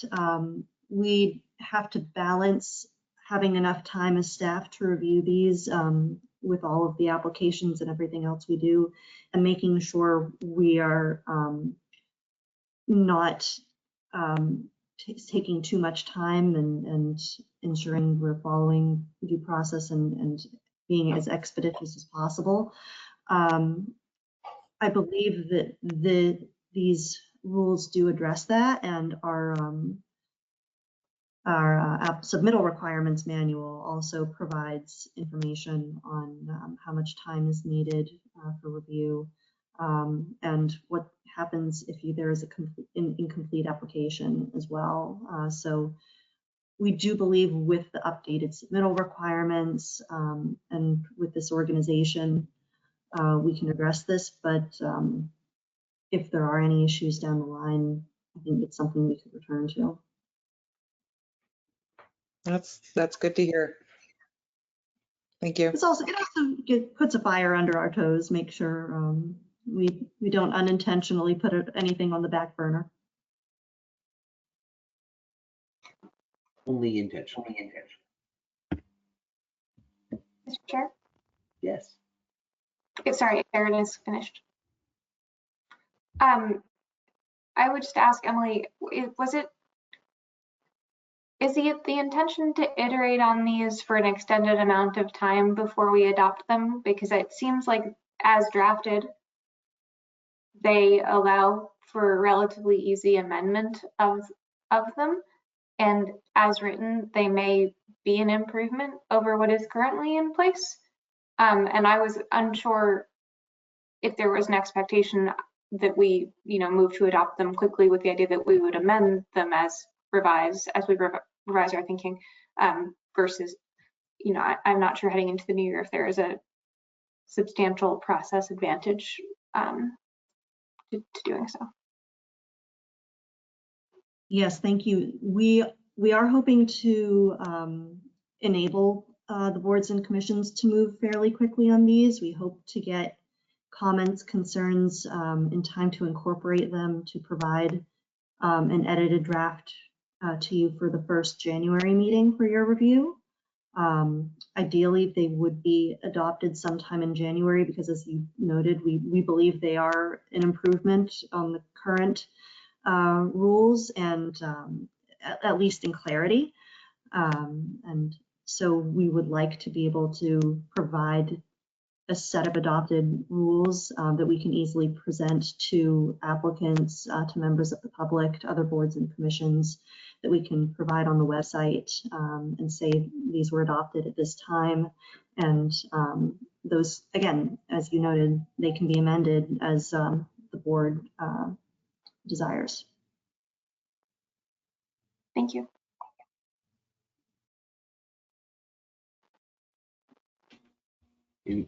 John, are you ready? Yes. Thank you, Mr. Chair. And I suppose this is a kind of wider ranging question, and we may not have a full answer for this, but I was reading through the section around quorum for board meetings, and it's currently as the board is constituted, it's 5 members. And I'm always mindful of abstentions or members not being able to attend specific meetings. Just wanted to get a better sense of to what extent will we have flexibility with respect to the quorum question on the one side. On the other hand, I know that there's recruitment efforts to enlist additional board members, and if we do have a fully constituted board of 5 members and 2 alternates, then perhaps the quorum considerations might be less of a concern. So I'm just looking ahead to 2023 and just looking for some thoughts here. Would you like me to respond to that? Sure, please. I think quorum is an excellent concern. It's something we look at every time there's a meeting. In many cases, quorum is established by state law rather than local ordinance or by rules of policy and procedure. There are some cases where there are flexibility, but I think it's noted where it is mandated, where quorum is mandated by state law in the rules. It is the city's priority to fill boards and commissions. I believe there have been several interviews that have been ongoing, and I think you all might be getting a new member sometime soon. I need to double check with Raisa and Sarah on that. I'm not the one who's the most up to date, but I think hopefully having a full board would alleviate concerns about quorum. Absolutely, and just as a follow-up comment, I fully recognize the state law limitations and also recognize that recruitment is an ongoing matter, and so this is not to necessarily cast any aspersions on the efforts of you and your colleagues. I just wanted to clarify that. I just want to make sure that in the next calendar year, we're able to hold meetings with full agenda items and be able to conduct business. So I really appreciate your response. Thank you. And thank you, Mr. Chair. Thank you. I also look forward to a day where we have a full roster of full board members as well as 2 alternates. We did for a hot minute, and then everybody left. It's like an Agatha Christie novel, right? So if there are no other comments or questions, we will take that kind of under advisement so we can take it up again for a vote if you come back with us with potential revisions based on some comments of our boards to make it consistent. Absolutely. And if there are any specific comments or concerns that any board members think of between this meeting and the next, please don't hesitate to reach out to Raisa and myself, and we can look into those and see if they need to be incorporated or addressed anywhere in the next draft. Okay. Anybody else have anything they would like to add for the good of the meeting? Seeing none, I move to adjourn at 8:18 p.m., seconded by Amelia. The chair votes aye. Amelia votes aye. Jahan votes aye. Aaron votes aye. Planning board is adjourned. We will see you all in the new year. Thank you. Thank you so much. Happy holidays and a wonderful new year. Thanks. Happy Thank holidays, you, Emily. everyone. Thank you.